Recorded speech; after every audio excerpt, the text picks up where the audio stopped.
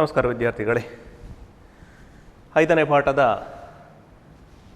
ರಾಷ್ಟ್ರ ನಿರ್ಮಾಣ ಮತ್ತು ಪ್ರಜಾಸತ್ತೆ ಎದುರಿಸಿರುವಂತಹ ಸವಾಲುಗಳು.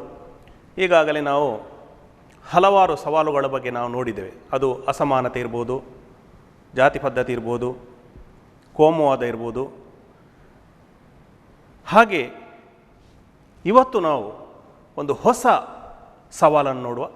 ಭಾರತ ಪ್ರಜಾಪ್ರಭುತ್ವವು ಎದುರಿಸಿರುವಂತಹ ಇನ್ನೊಂದು ಪ್ರಮುಖವಾದ ಸವಾಲೇ ಅದು ಭಯೋತ್ಪಾದನೆ. ಈ ಹಿಂದಿನ ತರಗತಿಗಳಲ್ಲಿ ನಾವು ನೋಡಿದ ಹಾಗೆ ಭಾರತದ ಪ್ರಜಾಪ್ರಭುತ್ವವು ಇವತ್ತು ಪ್ರಪಂಚದಲ್ಲಿ ಅತ್ಯಂತ ಬೃಹತ್ ಅಥವಾ ದೊಡ್ಡ ಪ್ರಮಾಣದ ಪ್ರಜಾಪ್ರಭುತ್ವ ದೇಶ ಆಗಿದೆ. ಆದರೂ ಸಹ ಭಾರತ ದೇಶವು ಇಂದಿಗೂ ಕೂಡ ಪ್ರಜಾಪ್ರಭುತ್ವ ರಾಷ್ಟ್ರವಾಗಿ ಯಶಸ್ವಿಯಾಗಲಿಲ್ಲ. ಎಷ್ಟು ದೊಡ್ಡ ಪ್ರಜಾಪ್ರಭುತ್ವ ರಾಷ್ಟ್ರವಾಗಿ ಉಗಮ ಆಗಿದ್ರೂ ಕೂಡ ಇನ್ನೂ ಕೂಡ ಆ ಯಶಸ್ಸಿನ ಹಂತವನ್ನು ಯಾಕೆ ದಾಟಲಿಲ್ಲ ಅಂತ ನಾವು ನೋಡ್ತಾ ಹೋದರೆ ಅದಕ್ಕೆ ಕಾರಣಗಳು ಹಲವಾರು. ಅಥವಾ ಭಾರತ ಪ್ರಜಾಪ್ರಭುತ್ವ ಹಾಗೆ ಬರದಿರುವುದು ಅಥವಾ ಒಂದು ಉತ್ತಮ ಸ್ಥಾನಮಾನವನ್ನು ಹೊಂದದಿರುವುದಕ್ಕೆ ಹಲವಾರು ಅಡ್ಡಿ ಆತಂಕಗಳು, ಸವಾಲುಗಳು ಭಾರತ ಪ್ರಜಾಪ್ರಭುತ್ವವನ್ನು ತಡೆಯುತ್ತೇವೆ. ಹಾಗಾದರೆ ಅಂತಹ ಸವಾಲುಗಳು ಯಾವುವು ಅಂತ ನಾವು ನೋಡಿದರೆ ಅದರಲ್ಲಿ ಪ್ರಮುಖವಾದಂತಹ ಬಹಳಷ್ಟು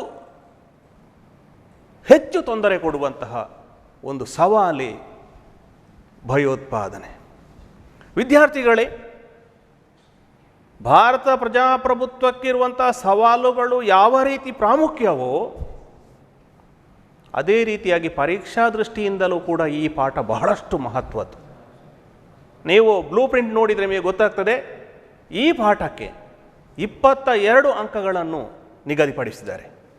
ಬಹಳಷ್ಟು ಸುಲಭವಾಗಿ ನೆನಪಿಟ್ಟುಕೊಳ್ಳಬಹುದಾದಂತಹ, ಬಹಳಷ್ಟು ಸುಲಭವಾಗಿ ನೀವು ಪರೀಕ್ಷೆಗೆ ತಯಾರಿ ಮಾಡಬಹುದಾದ, ಬಹಳಷ್ಟು ಸುಲಭವಾಗಿ ಉತ್ತರಗಳನ್ನು ಬರೀಲಿಕ್ಕೆ ಕೂಡ ಸಾಧ್ಯವಾಗುವಂತಹ ಒಂದು ಪಾಠ ಇದು 5ನೆಯ ಪಾಠ. ಅದರಲ್ಲಿ ಇವತ್ತು ನಾವು ಭಯೋತ್ಪಾದನೆಯ ಬಗ್ಗೆ ನಾವು ನೋಡುವ. ಏನಿದು ಭಯೋತ್ಪಾದನೆ? ಆ ಶಬ್ದಾರ್ಥವನ್ನು ನೋಡುವಾಗಲೇ ನಮಗೆ ಭಯ, ಉತ್ಪಾದನೆ, ಭಯವನ್ನು ಸೃಷ್ಟಿಸುವಂತಹದ್ದು. ಮೊದಲಿಗೆ ನಾವು ಅದರ ಅರ್ಥವನ್ನು ನೋಡುವ, ಆಗ ನಿಮಗೆ ಕ್ಲಿಯರ್ ಆಗಿ ಗೊತ್ತಾಗ್ತದೆ. ಏನಿದು ಭಯೋತ್ಪಾದನೆ? ಭಯೋತ್ಪಾದನೆ ಎಂಬುದು ಸೈದ್ಧಾಂತಿಕವಾದಂಥ ವಿಚಾರವಾಗಿದೆ, ಸಿದ್ಧಾಂತ. ಯಾವ ಥರದ ಸಿದ್ಧಾಂತ ಇದು? ಒಂದು ಗುಂಪು ಅಥವಾ ಒಂದು ಪಕ್ಷ ಅಥವಾ ಒಂದು ಸಮುದಾಯ ಯಾವುದೇ ಇರ್ಬೋದು, ಅವರು ನಡೆಸುವಂಥ ಸೈದ್ಧಾಂತಿಕವಾದಂಥ ವಿಚಾರಧಾರೆ. ಏನಿದು? ಸಾಮಾನ್ಯ ಜನರಲ್ಲಿ ಭಯವನ್ನು ಸೃಷ್ಟಿಸಿ ಅಥವಾ ಸಮಾಜದಲ್ಲಿ ಭಯವನ್ನು ಸೃಷ್ಟಿಸಿ ತಮ್ಮ ಗುರಿಗಳನ್ನು, ತಾವು ಏನು ಉದ್ದೇಶ ಇಟ್ಟುಕೊಂಡಿದ್ದಾರ, ತಾವು ಯಾವ ಗುರಿಗಳನ್ನು ಈಡೇರಿಸಿಕೊಳ್ಬೇಕು ಎಂಬ ಒಂದು ಗುರಿಗಳನ್ನು ಇಟ್ಟುಕೊಂಡಿದ್ದಾರ, ಆ ಗುರಿಗಳನ್ನು ಈಡೇರಿಸಿಕೊಳ್ಳಲು ಪ್ರಯತ್ನಿಸುವ ವಾತಾವರಣವೇ ಭಯೋತ್ಪಾದನೆ. ಸಿಂಪಲ್ ಆಗಿ ಹೇಳುವುದಿದೆ, ನಿಮಗೆ ಗೊತ್ತಿದ್ದೇವೆ, ಸಮಾಜದಲ್ಲಿ ಅಥವಾ ಸಾಮಾನ್ಯ ಜನರಲ್ಲಿ ಭಯವನ್ನು ಸೃಷ್ಟಿಸುವುದರ ಮೂಲಕ ತಮ್ಮ ಗುರಿಗಳನ್ನು ಈಡೇರಿಸಿಕೊಳ್ಳುವುದು, ತಮ್ಮ ಆಶೋತ್ತರಗಳನ್ನು ಈಡೇರಿಸಿಕೊಳ್ಳುವುದು, ತಮ್ಮ ಉದ್ದೇಶಗಳನ್ನು ಈಡೇರಿಸಿಕೊಳ್ಳಲು ಪ್ರಯತ್ನಿಸುವಂತಹ ಒಂದು ಪಕ್ಷ ಅಥವಾ ಒಂದು ಗುಂಪನ್ನೇ ನಾವು ಭಯೋತ್ಪಾದಕ ಗುಂಪು ಅಥವಾ ಆ ಕೃತ್ಯಗಳನ್ನೇ ಅಥವಾ ವ್ಯವಸ್ಥೆಯನ್ನೇ ನಾವು ಭಯೋತ್ಪಾದನೆ ಎಂದು ನಾವು ಕರೀತೇವೆ. ಅಥವಾ ಅಂತಹ ವಾತಾವರಣವನ್ನೇ ನಾವು ಭಯೋತ್ಪಾದನೆ ಎಂದು ಕರೆಯುತ್ತೇವೆ. ಹೇಗೆ ಇವರು ಭಯವನ್ನು ಉಂಟು ಮಾಡೋದು ಹೇಗೆ, ಭಯವನ್ನು ಸೃಷ್ಟಿಸುವುದು ಹೇಗೆ ಅಂತ ಕೇಳಿದರೆ ಹಲವಾರು ರೂಪಗಳು ನಿಮಗೆ ಗೊತ್ತಿದೆ. ಸಮಾಜದಲ್ಲಿ ಹೇಗೆ ಒಂದು ಬೆದರಿಕೆಯನ್ನು ಒಡ್ಡುವುದಾಗಿರ್ಬೋದು, ಅಥವಾ ಹಿಂಸಾಕೃತ್ಯಗಳಲ್ಲಿ ತೊಡಗುವುದಾಗಿರ್ಬೋದು, ಸಾವು ನೋವುಗಳನ್ನು ಉಂಟು ಮಾಡುವುದಾಗಿರ್ಬೋದು, ಅಪಹರಣಗಳನ್ನು ಮಾಡುವುದಾಗಿರ್ಬೋದು, ಈ ಥರ ಯಾವುದೇ ರೀತಿಯಲ್ಲಿ ಸಮಾಜದ ಜನರಲ್ಲಿ ಅಥವಾ ಸಾಮಾನ್ಯ ಜನರಲ್ಲಿ ಭಯವನ್ನು ಉಂಟು ಮಾಡುವುದರ ಮೂಲಕ ತಮ್ಮ ಗುರಿಗಳನ್ನು ಈಡೇರಿಸಿಕೊಳ್ಳಲು ಪ್ರಯತ್ನಿಸುವಂಥ ವಾತಾವರಣವನ್ನೇ ನಾವು ಭಯೋತ್ಪಾದನೆ ಎಂದು ನಾವು ಕರೆಯುತ್ತೇವೆ. ಅದರ ಶಬ್ದಾರ್ಥವನ್ನು ನಾವು ನೋಡುವ. ಟೆರರಿಸಮ್ ಇಂಗ್ಲಿಷ್ ಪದ. ಈ ಭಯೋತ್ಪಾದನೆ ಅಥವಾ ಟೆರರಿಸಮ್ ಎಂಬ ಪದವನ್ನು ನಾವು ಲ್ಯಾಟಿನ್ ಭಾಷೆಯ ಪದವಾದಂಥ ಟೆರರಿ, ಯಾವುದು ಟೆರರಿ ಎಂಬ ಪದದಿಂದ ಆಯ್ಕೆ ಮಾಡಿಕೊಂಡಿದೆ. ಟೆರರಿ ಪದದ ಅರ್ಥ ಏನು ಅಂತ ಕೇಳಿದರೆ ಭಯವನ್ನು ಉಂಟು ಮಾಡುವುದು ಅಥವಾ ಭಯ ಅಥವಾ ಭೀತಿ. ಹಾಗಾಗಿ ಟೆರರಿಸಮ್ ಅಥವಾ ಭಯೋತ್ಪಾದನೆ ಎಂದರೇನು? ಜನರಲ್ಲಿ ಭಯವನ್ನು ಸೃಷ್ಟಿ ಮಾಡಿ ತಮ್ಮ ಗುರಿಗಳನ್ನು ಈಡೇರಿಸಿಕೊಳ್ಳುವಂಥ ವ್ಯವಸ್ಥೆಯನ್ನೇ, ವಾತಾವರಣವನ್ನೇ ನಾವು ಭಯೋತ್ಪಾದನೆ ಎಂದು ನಾವು ಕರೆಯುತ್ತೇವೆ. ಬಹಳಷ್ಟು ಸುಲಭ ನೆನಪಿಟ್ಟುಕೊಳ್ಳಿ ಕೂಡ, ಶಬ್ದದ ಅರ್ಥವೇ ನಿಮಗೆ ಹೇಳ್ತದೆ. 2 ಮಾರ್ಕಿನ ಪ್ರಶ್ನೆ ಕೂಡ ಬರ್ಬೋದು, ಇಲ್ಲಿ 1 ಮಾರ್ಕಿನ ಪ್ರಶ್ನೆ ಕೂಡ ಬರ್ಬೋದು. ಭಯೋತ್ಪಾದನೆ ಪದದ ಮೂಲ ಪದ ಯಾವುದು? ಟೆರರಿ. ಭಯೋತ್ಪಾದನೆ ಎಂದರೇನು? 2 ಮಾರ್ಕಿಗೆ. ಸಾಮಾನ್ಯ ಜನರಲ್ಲಿ ಭಯವನ್ನು ಸೃಷ್ಟಿಸುವುದರ ಮೂಲಕ ತಮ್ಮ ಗುರಿಗಳನ್ನು ಈಡೇರಿಸಿಕೊಳ್ಳಲು ಪ್ರಯತ್ನಿಸುವಂಥ ಜನರ ಸಮೂಹವನ್ನೇ ಅಥವಾ ಪ್ರಯತ್ನಿಸುವಂಥ ವಾತಾವರಣವನ್ನೇ ಅಥವಾ ವ್ಯವಸ್ಥೆಯನ್ನೇ ನಾವು ಭಯೋತ್ಪಾದನೆ ಎಂದು ನಾವು ಕರೆಯುತ್ತೇವೆ. ಹಾಗಾಗಿ ಭಾರತದ ಪ್ರಜಾಪ್ರಭುತ್ವವು ಇವತ್ತು ಭಯೋತ್ಪಾದನೆ ಎಂಬ ಸವಾಲನ್ನು ಎದುರಿಸ್ತಾ ಇದೆ. ಈ ಸವಾಲಿನಿಂದಾಗಿ ಭಾರತದ ಪ್ರಜಾಪ್ರಭುತ್ವವು ಎಷ್ಟೇ ಪ್ರಯತ್ನ ಪಟ್ಟರೂ ಕೂಡ, ಸರ್ಕಾರಗಳು ಎಷ್ಟೇ ಕ್ರಮಗಳನ್ನು ಕೈಗೊಂಡರೂ ಸಹ ಅದು ಈಡೇರ್ತಾ ಇಲ್ಲ ಅಥವಾ ಯಶಸ್ಸಿನ ಕಡೆಗೆ ಹೋಗ್ತಾ ಇಲ್ಲ. ಹಾಗಾದರೆ ಈ ಭಯೋತ್ಪಾದನೆಗೆ, ಭಯವನ್ನು ಉಂಟು ಮಾಡುವಂಥ ಇಂಥ ಒಂದು ವ್ಯವಸ್ಥೆಗೆ ಕಾರಣಗಳು ಇಲ್ಲದೆ ಇರಲಿಕ್ಕೆ ಸಾಧ್ಯವೇ ಇಲ್ಲ. ಯಾವುದೇ ಒಂದು ವ್ಯವಸ್ಥೆ ಇರಬೇಕಿದ್ರೂ ಕೂಡ ಅಥವಾ ಯಾವುದೇ ಒಂದು ಸವಾಲು ಇರಬೇಕಾದ್ರೂ ಕೂಡ, ಸಮಸ್ಯೆ ಉದ್ಭವ ಆಗಬೇಕಾದ್ರೆ ಅದಕ್ಕೆ ಕಾರಣಗಳು ಬೇಕು. ಭಯೋತ್ಪಾದನೆಗೆ ಇರುವಂತಹ ಕಾರಣಗಳು ಯಾವುವು ಅಂತ ನಾವು ನೋಡುವ. 1ನೆಯ ಕಾರಣ ಭಾರಿ ಪ್ರಾಮುಖ್ಯವಾದ್ದು. ಪರೀಕ್ಷೆಯಲ್ಲಿ 5 ಅಂಕಗಳಿಗೆ ಕೇಳ್ಬೋದು, 10 ಅಂಕಗಳಿಗೆ ಕೇಳ್ಬೋದು, ಎಲ್ಲವನ್ನು ಕೂಡ. ಹಾಗಾಗಿ ಭಯೋತ್ಪಾದನೆಗೆ ಕಾರಣಗಳು ಯಾವುವು? 1ನೆಯ ಕಾರಣವೇ ಪ್ರತ್ಯೇಕತಾವಾದಿ ಚಳುವಳಿ. ಪ್ರತ್ಯೇಕತಾವಾದಿ ಚಳುವಳಿ ಏನಿದು? ಪ್ರತ್ಯೇಕತೆ, ಪ್ರತ್ಯೇಕಗೊಳಿಸುವಂಥದ್ದು. ನಿಮಗೆ ಗೊತ್ತಿದೆ, ಭಾರತವು ಹಲವಾರು ರಾಜ್ಯಗಳನ್ನು ಹೊಂದಿರುವಂತಹ, ಹಲವಾರು ಪ್ರಾಂತ್ಯಗಳನ್ನು ಹೊಂದಿರುವಂತಹ, ವಿವಿಧತೆಯಲ್ಲಿ ಏಕತೆಯನ್ನು ಹೊಂದಿರುವಂಥ ಒಂದು ದೇಶ. ಇಂತಹ ದೇಶದಲ್ಲಿ ಹಲವಾರು ಜಾತಿಗಳು, ಹಲವಾರು ಧರ್ಮಗಳು, ಹಲವಾರು ಪಂಗಡಗಳು, ಹಲವಾರು ಪ್ರಾಂತ್ಯಗಳು, ಹಲವಾರು ಭಾಷೆಗಳು, ವೈವಿಧ್ಯತೆ. ಈ ವೈವಿಧ್ಯತೆಯಲ್ಲಿ ಕೆಲವು ಗುಂಪುಗಳು ಅಥವಾ ಕೆಲವು ಭಾಗದ, ಕೆಲವು ಪ್ರಾಂತ್ಯದ ಜನರು ಅಥವಾ ಒಂದು ಸಮುದಾಯ ಅಥವಾ ಒಂದು ಭಾಗದ ಜನರು, ನಾವು ವಾಸ ಮಾಡುವಂಥ ಪ್ರದೇಶ ಅಥವಾ ನಮ್ಮ ಪ್ರಾಂತ್ಯ ಅದು ನಮಗೆ ಸೇರಬೇಕು, ನಾವು ಬೇರೆ, ನಮ್ಮನ್ನು ಸರಕಾರಗಳು ಪರಿಗಣಿಸಬೇಕು, ನಮ್ಮನ್ನು ಸ್ವತಂತ್ರವಾಗಿ ವಾಸ ಮಾಡಲಿಕ್ಕೆ ಬಿಡಬೇಕು, ನಮ್ಮ ಪ್ರಾಂತ್ಯವನ್ನು ಪ್ರತ್ಯೇಕವಾಗಿ ಇಡಬೇಕು, ನಾವು ಭಾರತಕ್ಕೆ ಸೇರಿದವರಲ್ಲ ಅಥವಾ ಭಾರತ ದೇಶದ ಪ್ರಜಾಸತ್ತೆಗೆ ನಾವು ಸೇರಿದವರಲ್ಲ, ನಮಗೆ ಸ್ವಾತಂತ್ರ್ಯವನ್ನು ಕೊಡಿ. ಈ ಥರ ಪ್ರತ್ಯೇಕತಾವಾದಿ ಅಥವಾ ಪ್ರತ್ಯೇಕತಾವಾದ, ನಾವು ಬೇರೆಯೇ, ಈ ದೇಶದ ಒಟ್ಟಾರೆ ಆಗಿರುವಂತಹ ರಾಜ್ಯಗಳ ಜೊತೆಗೆ ಅಥವಾ ಏಕತೆಯನ್ನು ಹೊಂದಿರುವಂಥ ವ್ಯವಸ್ಥೆಗೆ ನಾವು ಇಲ್ಲ. ಆದ್ದರಿಂದ ಅಂತಹ ಚಳುವಳಿಗಳನ್ನು ಮಾಡುವಂತಹ ವ್ಯವಸ್ಥೆ. ಉದಾಹರಣೆಗೆ ನಾವು ನೋಡಿದ್ದೇವೆ, ಜಮ್ಮು ಕಾಶ್ಮೀರದಲ್ಲಿ JKLF ಅಥವಾ ಜಮ್ಮು ಕಾಶ್ಮೀರ ಲಿಬರೇಷನ್ ಫ್ರಂಟ್ ಅಥವಾ ಇಂಡಿಯನ್ ಮುಜಾಹಿದೀನ್ ಆಗಿರ್ಬೋದು, ಇಂತಹ ಸಂಘಟನೆಗಳು ಪ್ರತ್ಯೇಕತೆ, ನಾವು ಪ್ರತ್ಯೇಕ, ನಮಗೆ ಬೇರೆ ದೇಶ ಕೊಡಿ, ಈ ಭಾರತ ಜೊತೆಗೆ ನಾವಿಲ್ಲ, ಈ ಥರ ಹೋರಾಟ ಮಾಡುವಂಥ ವ್ಯವಸ್ಥೆಯನ್ನು ನಾವು ನೋಡಿದೆ. ಹಾಗಾದರೆ ಭಾರತಕ್ಕೆ ಅದು ಕಾರಣ, ಭಾರತ ಪ್ರಜಾಪ್ರಭುತ್ವಕ್ಕೆ ಸವಾಲು ಹೇಗೆ ಅಂತ ಕೇಳಿದರೆ, ಇವರು ತಮ್ಮ ಗುರಿಗಳನ್ನು ಈಡೇರಿಸಿಕೊಳ್ಳಲು ಜನರಲ್ಲಿ ಭಯದ ವಾತಾವರಣವನ್ನುಂಟು ಮಾಡ್ತಾರೆ. ತಮ್ಮ ಆಸೆಗಳನ್ನು ಈಡೇರಿಸಿಕೊಳ್ಳಲಿಕ್ಕೆ ಅವಕಾಶ ಕೊಡದಿದ್ದರೆ, ತಮ್ಮ ಬಯಕೆಗಳನ್ನು ಅಥವಾ ತಮ್ಮ ಗುರಿಗಳನ್ನು ಈಡೇರಿಸಿಕೊಳ್ಳಲಿಕ್ಕೆ ಅವಕಾಶ ಕೊಡದಿದ್ದಾಗ ಜನರಲ್ಲಿ ಭಯದ ವಾತಾವರಣವನ್ನು ಸೃಷ್ಟಿ ಮಾಡುವಂಥ ಕೆಲಸ. ಹಾಗೆ ಹಾಗಾದರೂ ಕೂಡ ರಾಜಕೀಯವಾಗಿ ತಮ್ಮ ಗುರಿಗಳನ್ನು ಈಡೇರಿಸಿಕೊಳ್ಳಲಿಕ್ಕೆ ಅವರು ಪ್ರಯತ್ನಗಳನ್ನು ಮಾಡ್ತಾರೆ. ಹಾಗಾಗಿ ಭಯೋತ್ಪಾದನೆಗೆ ಮೊದಲ ಕಾರಣ ಯಾವುದು ನಾವು ನೋಡುವಂಥದ್ದು? ಪ್ರತ್ಯೇಕತಾವಾದಿ ಚಳುವಳಿ. ಈಗ ಕೂಡ ಭಾರತದಲ್ಲಿ ಬೇರೆ ಬೇರೆ ಪ್ರಾಂತ್ಯಗಳಲ್ಲಿ ಇಂತಹ ಪ್ರತ್ಯೇಕತಾವಾದಿ ಚಳುವಳಿಗಳು ನಡೀತಾನೆ ಇವೆ. 2ನೇದಾಗಿ ಧಾರ್ಮಿಕ ಮೂಲಭೂತವಾದ. ಧಾರ್ಮಿಕ ಮೂಲಭೂತವಾದ, ನಿಮಗೆ ಮೂಲಭೂತವಾದ ಎಂಬ ಶಬ್ದದ ಸ್ವಲ್ಪ ಪ್ರಾಬ್ಲಮ್ ಆಗ್ಬೋದು. ಮೂಲಭೂತವಾದ ಎಂದರೆ ಏನು? ನಮ್ಮದೇ ಶ್ರೇಷ್ಠ, ನಮ್ಮ ಧರ್ಮವೇ ಶ್ರೇಷ್ಠ, ನಾವೇ ಶ್ರೇಷ್ಠ ಎಂಬ ಭಾವನೆಯನ್ನು ಹೊಂದಿರುವಂಥದ್ದು, ಅಥವಾ ನಮ್ಮ ಸಂಸ್ಕೃತಿಯೇ, ನಮ್ಮ ಭಾಷೆಯೇ, ನಮ್ಮ ಜೀವನ ಶೈಲಿಯೇ ಶ್ರೇಷ್ಠ, ಉಳಿದವರ ಜೀವನ ಶೈಲಿ ಕೀಳು ಎಂಬ ಭಾವನೆಯನ್ನು ಹೊಂದಿರುವಂಥದ್ದು.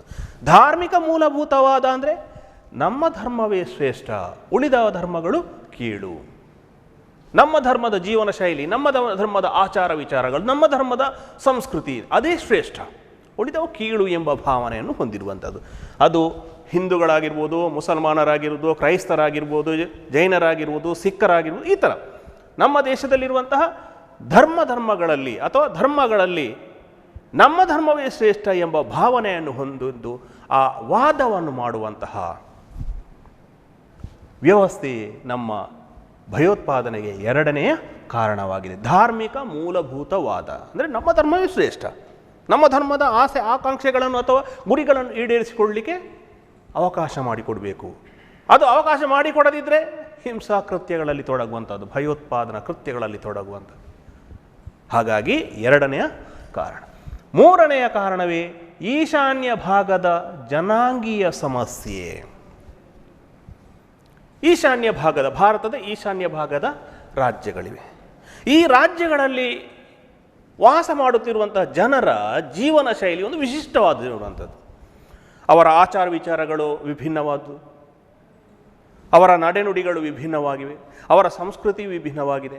ಹಾಗಾಗಿ ಭಾರತ ದೇಶದ ಉಳಿದ ರಾಜ್ಯಗಳಿಗೆ, ಅದು ದಕ್ಷಿಣ ಭಾರತದ ರಾಜ್ಯಗಳಾಗಿರ್ಬೋದು, ಉತ್ತರ ಭಾರತದ ರಾಜ್ಯಗಳಾಗಿರ್ಬೋದು, ಈ ರಾಜ್ಯಗಳಿಗೆ ಹೋಲಿಸಿದಾಗ ಈಶಾನ್ಯ ಭಾಗದ ರಾಜ್ಯಗಳಲ್ಲಿ ವಾಸ ಮಾಡುತ್ತಿರುವಂಥ ಜನರ ಆ ಜೀವನವೇ ಒಂದು ವಿಭಿನ್ನ ರೀತಿಯನ್ನು ಹೊಂದಿದೆ. ಅಂದರೆ ಸಂಸ್ಕೃತಿ ಆಗಿರ್ಬೋದು, ಅವರ ಭಾಷೆ, ಜೀವನ ಶೈಲಿ ಎಲ್ಲವೂ ಕೂಡ ವಿಭಿನ್ನ. ಹಾಗಾಗಿ ಆ ಭಾಗದ ಜನರ ಸಮಸ್ಯೆ ಏನು ಅಂತ ಹೇಳಿ, ನಮ್ಮ ಸಮುದಾಯ ವಾಸ ಮಾಡುತ್ತಿರುವಂತಹ, ನಮ್ಮ ಜನಾಂಗ ವಾಸ ಮಾಡುತ್ತಿರುವಂತಹ ಭೂ ಪ್ರದೇಶವನ್ನು ನಮಗೆ ಸ್ವತಂತ್ರಗೊಳಿಸಿ, ನಮ್ಮ ವಿಚಾರದಲ್ಲಿ ನೀವು ಹಸ್ತಕ್ಷೇಪ ಮಾಡಬೇಡಿ, ನಮ್ಮ ಜನಾಂಗಕ್ಕೆ ಸಂಬಂಧಪಟ್ಟಂಥ ಆಚಾರ ವಿಚಾರಗಳಾಗಿರ್ಬೋದು ಅಥವಾ ಸಂಸ್ಕೃತಿ, ಇದರಲ್ಲಿ ಯಾವುದರಲ್ಲಿ ಕೂಡ ನೀವು ಹಸ್ತಕ್ಷೇಪ ಮಾಡಬಾರ್ದು ಅಂತ ಹೇಳಿ ಹೋರಾಟ ಮಾಡುವಂತಹ ಒಂದು ವ್ಯವಸ್ಥೆ. ಹಾಗಾಗಿ ಅದು ಮಿಜೋರಾಂ ಆಗಿರ್ಬೋದು, ನಾಗಾಲ್ಯಾಂಡ್ ಆಗಿರ್ಬೋದು, ಸಿಕ್ಕಿಂ, ಮಣಿಪುರ ಮುಂತಾದ. ಉದಾಹರಣೆಗೆ ಮಿಜೋ ನ್ಯಾಷನಲ್ ಫ್ರಂಟ್ ಮಿಜೋರಾಂನಲ್ಲಿ ತಮ್ಮ ಜನಾಂಗಕ್ಕೆ ಪ್ರಾಶಸ್ತ್ಯವನ್ನು ನೀಡಬೇಕು, ನಮ್ಮ ಜನಾಂಗದ್ದೇ ದೇಶ ಮಾಡಬೇಕು ಅಥವಾ ಪ್ರಾಂತ್ಯ ಮಾಡಬೇಕು, ಸ್ವಾತಂತ್ರ್ಯವನ್ನು ಕೊಡಬೇಕು ನಮಗೆ, ಅಥವಾ ಅವಕಾಶವನ್ನು ಮಾಡಿಕೊಡಬೇಕು, ಆ ರೀತಿಯಾಗಿ. ಅಥವಾ ಅಸ್ಸಾಮಲ್ಲಿ ನೋಡಿರ್ಬೋದು ನೀವು, Assam liberation front of Assam ಅಥವಾ united liberation front of Assam ಅಂತ ಹೇಳಿ ಆ ಸಂಘಟನೆ ಮಾಡಿಕೊಂಡು ಅಸ್ಸಾಮನ್ನು ಪ್ರತ್ಯೇಕಗೊಳಿಸಿ, ಅಸ್ಸಾಂನಲ್ಲಿರುವಂತಹ ಜೀವನ ಶೈಲಿ ಆಗಿರ್ಬೋದು, ಆಚಾರ ವಿಚಾರಗಳ ಇದನ್ನು ನಮಗೆ ಬೇರೆ ಇದು ಮಾಡಿ, ನಮ್ಮ ವಿಷಯಗಳಲ್ಲಿ ಅಥವಾ ವಿಚಾರಗಳಲ್ಲಿ ನೀವು ಹಸ್ತಕ್ಷೇಪ ಬೇಡ, ಅದಕ್ಕಾಗಿ ಹೋರಾಟಗಳನ್ನು ಮಾಡುವಂಥದ್ದು.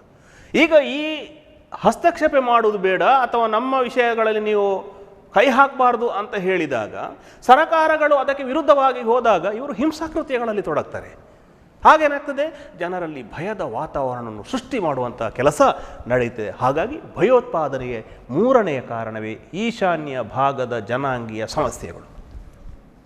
ನಾಲ್ಕನೆಯದಾಗಿ ದುರ್ಬಲ ರಾಜಕೀಯ ವ್ಯವಸ್ಥೆ ಭಾರಿ ಪ್ರಾಮುಖ್ಯವಾಗಿರುವಂಥದ್ದು. ನಿಮಗೆ ಈಗಾಗಲೇ ಗೊತ್ತಿದೆ, ನಾವು ಹಿಂದಿನ ತರಗತಿಯಲ್ಲಿ ನೋಡಿದ್ದೇವೆ, ಭಾರತ ಒಂದು ಬಹುಪಕ್ಷಗಳನ್ನು ಹೊಂದಿರುವಂತಹ ರಾಷ್ಟ್ರ ಅಥವಾ ದೇಶ. ಯಾವ ದೇಶದಲ್ಲಿ ಬಹುಪಕ್ಷ ಪದ್ಧತಿ ಇರ್ತದ ಆ ಸಂದರ್ಭದಲ್ಲಿ ಅಲ್ಲಿ ಸಮ್ಮಿಶ್ರ ಸರ್ಕಾರಗಳು ಅಸ್ತಿತ್ವಕ್ಕೆ ಬರುವ ಸಾಧ್ಯತೆಗಳಿರ್ತವೆ. ನಾವು ಭಾರತ ದೇಶ ಅದನ್ನು ಅನುಭವಿಸ್ತಾ ಕೂಡ ಇದೆ. ಯಾವ ದೇಶದಲ್ಲಿ ಒಂದೇ ಪಕ್ಷವು ಅಧಿಕಾರಕ್ಕೆ ಬರ್ತದೆ ಆಗ ಆ ಪಕ್ಷದ ತತ್ವ ಸಿದ್ಧಾಂತಗಳನ್ನು ಜಾರಿಗೆ ತರಲಿಕ್ಕೆ ಅವರಿಗೆ ಸಹಾಯ ಆಗ್ತದೆ. ಯಾವಾಗ ಒಂದು ದೇಶದಲ್ಲಿ ಒಂದೇ ಪಕ್ಷವು ಬಹುಮತ ಪಡೆದು ಸರ್ಕಾರವನ್ನು ರಚಿಸಿದಾಗ ಆ ಪಕ್ಷದ ತತ್ವ ಸಿದ್ಧಾಂತಗಳು ಏನಿವೆಯೋ ಅದನ್ನು ಇಡೀ ದೇಶದಾದ್ಯಂತ ಜಾರಿಗೆ ತರಲು ಅಥವಾ ತಮ್ಮ ಉದ್ದೇಶ ಏನಿದೆ, ಈ ದೇಶದಲ್ಲಿ ನಾವು ಯಾವ ಯಾವ ಕ್ರಮಗಳನ್ನು ಕಾರ್ಯಕ್ರಮಗಳನ್ನು ಹಮ್ಮಿಕೊಳ್ಳಬೇಕು ಎಂಬ ಇಷ್ಟ ಅಥವಾ ಅವರು ನೀಡಿರುವಂಥ ಪ್ರಣಾಳಿಕೆ ಇರ್ಬೋದು, ಅದನ್ನು ಜಾರಿಗೆ ತರಲಿಕ್ಕೆ ಅವರಿಗೆ ಅವಕಾಶ ಆಗ್ತದೆ. ಒಂದು ಸ್ಪಷ್ಟ ಸಂದೇಶ ಅಥವಾ ಇಡೀ ದೇಶದಾದ್ಯಂತ ಒಂದು ಸ್ಪಷ್ಟತೆ, ಆಡಳಿತದಲ್ಲಿ ಸ್ಪಷ್ಟತೆ ಇರಲಿಕ್ಕೆ ಸಾಧ್ಯತೆ ಇರ್ತದೆ. ಆದರೆ ಯಾವಾಗ ಸಮ್ಮಿಶ್ರ ಸರ್ಕಾರಗಳು ಚುನಾವಣೆಯ ನಂತರ ಒಂದೇ ಪಕ್ಷವು ಬಹುಮತಕ್ಕೆ ಬಾರದೆ ಹಲವಾರು ರಾಜಕೀಯ ಪಕ್ಷಗಳು ಸೇರಿಕೊಂಡು ಸರಕಾರವನ್ನು ರಚಿಸಿದಾಗ ಯಾವ ಪಕ್ಷದ ಉದ್ದೇಶಗಳನ್ನು ಕೂಡ ಈಡೇರಿಸಲಿಕ್ಕೆ ಇಲ್ಲಿ ಸಾಧ್ಯ ಆಗುವುದು ಇಲ್ಲ, ಅಥವಾ ಒಂದು ಸ್ಪಷ್ಟ ನಿರ್ಧಾರವನ್ನು ಕೈಗೊಳ್ಳಲಿಕ್ಕೆ ಸಾಧ್ಯ ಆಗ್ತಾ ಇಲ್ಲ. ಹಲವು ರಾಜಕೀಯ ಪಕ್ಷಗಳಿದ್ದಾಗ ಆ ಎಲ್ಲ ಪಕ್ಷಗಳ ಒಮ್ಮತವನ್ನು ಪಡೆದುಕೊಳ್ಳಬೇಕಾಗ್ತದೆ.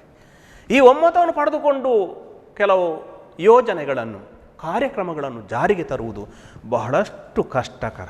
ಹಾಗಾಗಿ ಯಾವಾಗ ನಮ್ಮ ದೇಶದಲ್ಲಿ ದುರ್ಬಲ ರಾಜಕೀಯ ವ್ಯವಸ್ಥೆ ಇರ್ತದೆಯೋ, ಇಂತಹ ಸ್ಪಷ್ಟವಾದಂತಹ ಕಾರ್ಯಕ್ರಮಗಳನ್ನು, ಯೋಜನೆಗಳನ್ನು ಜಾರಿಗೆ ತರಲಿಕ್ಕೆ ಆಗುವುದಿಲ್ಲವೋ, ಅಂತಹ ಸಂದರ್ಭದಲ್ಲಿ ಇಂತಹ ಭಯೋತ್ಪಾದನೆ ಆಗಿರ್ಬೋದು, ಇನ್ನಿತರ ಯಾವುದೇ ಸವಾಲುಗಳನ್ನು ಮೆಟ್ಟಿ ನಿಲ್ಲುವಂತಹ ಕೆಲಸ ಸರಕಾರಗಳಿಗೆ ಕಷ್ಟ ಸಾಧ್ಯ ಆಗ್ತದೆ. ಹಾಗಾಗಿ ದುರ್ಬಲ ರಾಜಕೀಯ ವ್ಯವಸ್ಥೆ ಇರುವ ಕಾರಣದಿಂದಾಗಿ ಭಯೋತ್ಪಾದನಾ ಚಟುವಟಿಕೆಗಳು ನಡೆಯಲಿಕ್ಕೆ ಇನ್ನೊಂದು ಕಾರಣ ಆಗ್ತದೆ. ಐದನೆಯದಾಗಿ ಆರ್ಥಿಕ ತಾರತಮ್ಯ. ಆರ್ಥಿಕ ತಾರತಮ್ಯ ಏನಿದು? ಆರ್ಥಿಕ ತಾರತಮ್ಯ ಅಂದರೆ ಅಸಮಾನತೆ. ಭಾರತ ದೇಶದಲ್ಲಿ ನೀವು ನೋಡ್ತಾ ಇದ್ದೀರಿ, ನಮ್ಮಲ್ಲಿ ಇರುವಂಥ ಎಲ್ಲ ರಾಜ್ಯಗಳಲ್ಲಿಯೂ ಕೂಡ ಒಂದೊಂದು ಥರದ ಜೀವನ ಶೈಲಿ ಇದೆ, ಒಂದೊಂದು ರೀತಿಯ ಭೌಗೋಳಿಕ ವ್ಯವಸ್ಥೆ ಇದೆ. ಕೆಲವು ರಾಜ್ಯಗಳು ಬಹಳಷ್ಟು ಸಂಪದ್ಭರಿತವಾದಂತಹ ರಾಜ್ಯಗಳಾಗಿದ್ದರೆ, ಕೆಲವು ರಾಜ್ಯಗಳು ಬಹಳಷ್ಟು ಬರಡಾದ ಭೂಮಿಯನ್ನು ಹೊಂದಿರ್ತವೆ. ನದಿಗಳಾಗಿರ್ಬೋದು, ಕಾಡುಗಳಾಗಿರ್ಬೋದು, ಫಲವತ್ತಾದ ಭೂಮಿ ಆಗಿರ್ಬೋದು, ಇದೆಲ್ಲ ಇರುವುದಿಲ್ಲ. ಆಗೇನಾಗ್ತದೆ, ಯಾವ ರಾಜ್ಯವು ಬಹಳಷ್ಟು ಉತ್ತಮವಾದಂತಹ ಭೌಗೋಳಿಕ ಸನ್ನಿವೇಶವನ್ನು ಹೊಂದಿರ್ತದೆಯೋ ಅಥವಾ ನೈಸರ್ಗಿಕ ಸಂಪನ್ಮೂಲಗಳನ್ನು ಹೊಂದಿರ್ತದೆಯೋ ಆ ರಾಜ್ಯವು ಮುಂದುವರಿದಿರ್ತದೆ. ಆದರೆ ಈ ವ್ಯವಸ್ಥೆಗಳನ್ನು ಹೊಂದಿಲ್ಲದಂತಹ ಇತರ ರಾಜ್ಯಗಳು ಹಿಂದುಳಿದಿರ್ತವೆ. ಆವಾಗ ಏನಾಗ್ತದೆ, ಆರ್ಥಿಕವಾಗಿ ಅಸಮಾನತೆ ಉಂಟಾಗ್ತದೆ. ಕೆಲವು ರಾಜ್ಯಗಳು ಬಹಳಷ್ಟು ಮುಂದುವರಿದಿರ್ತವೆ, ಕೆಲವು ರಾಜ್ಯಗಳು ಆರ್ಥಿಕವಾಗಿ ಬಹಳಷ್ಟು ಹಿಂದುಳಿದಿವೆ. ಅದರ ಜೊತೆಗೆ ಸಾಮಾಜಿಕವಾಗಿ ಕೂಡ ಆರ್ಥಿಕ ತಾರತಮ್ಯದಿಂದ ಸಾಮಾಜಿಕವಾಗಿ ಕೂಡ ಆಗಿರ್ಬೋದು. ಜೀವನ ಮಟ್ಟದಲ್ಲಿ ತಾರತಮ್ಯ ಅಥವಾ ಅಸಮಾನತೆ ಉಂಟಾಗ್ತದೆ. ಯಾವಾಗ ಈ ಥರದ ಆರ್ಥಿಕ ಅಸಮಾನತೆ, ಆರ್ಥಿಕ ತಾರತಮ್ಯ ಉಂಟಾಗ್ತದೆಯೋ ಆಗ ಆ ಬಡತನದಲ್ಲಿರುವಂಥ ಜನ ತಮ್ಮ ಆಸೆಗಳನ್ನು ಈಡೇರಿಸಿಕೊಳ್ಳಲು ಪ್ರಯತ್ನಗಳನ್ನು ನಡೆಸ್ತಾರೆ. ತಮ್ಮ ಗುರಿಗಳನ್ನು ಈಡೇರಿಸಿಕೊಳ್ಳಲು ಸರಕಾರದ ಮುಂದೆ ಬೇಡಿಕೆಗಳನ್ನು ಇಡ್ತಾರೆ.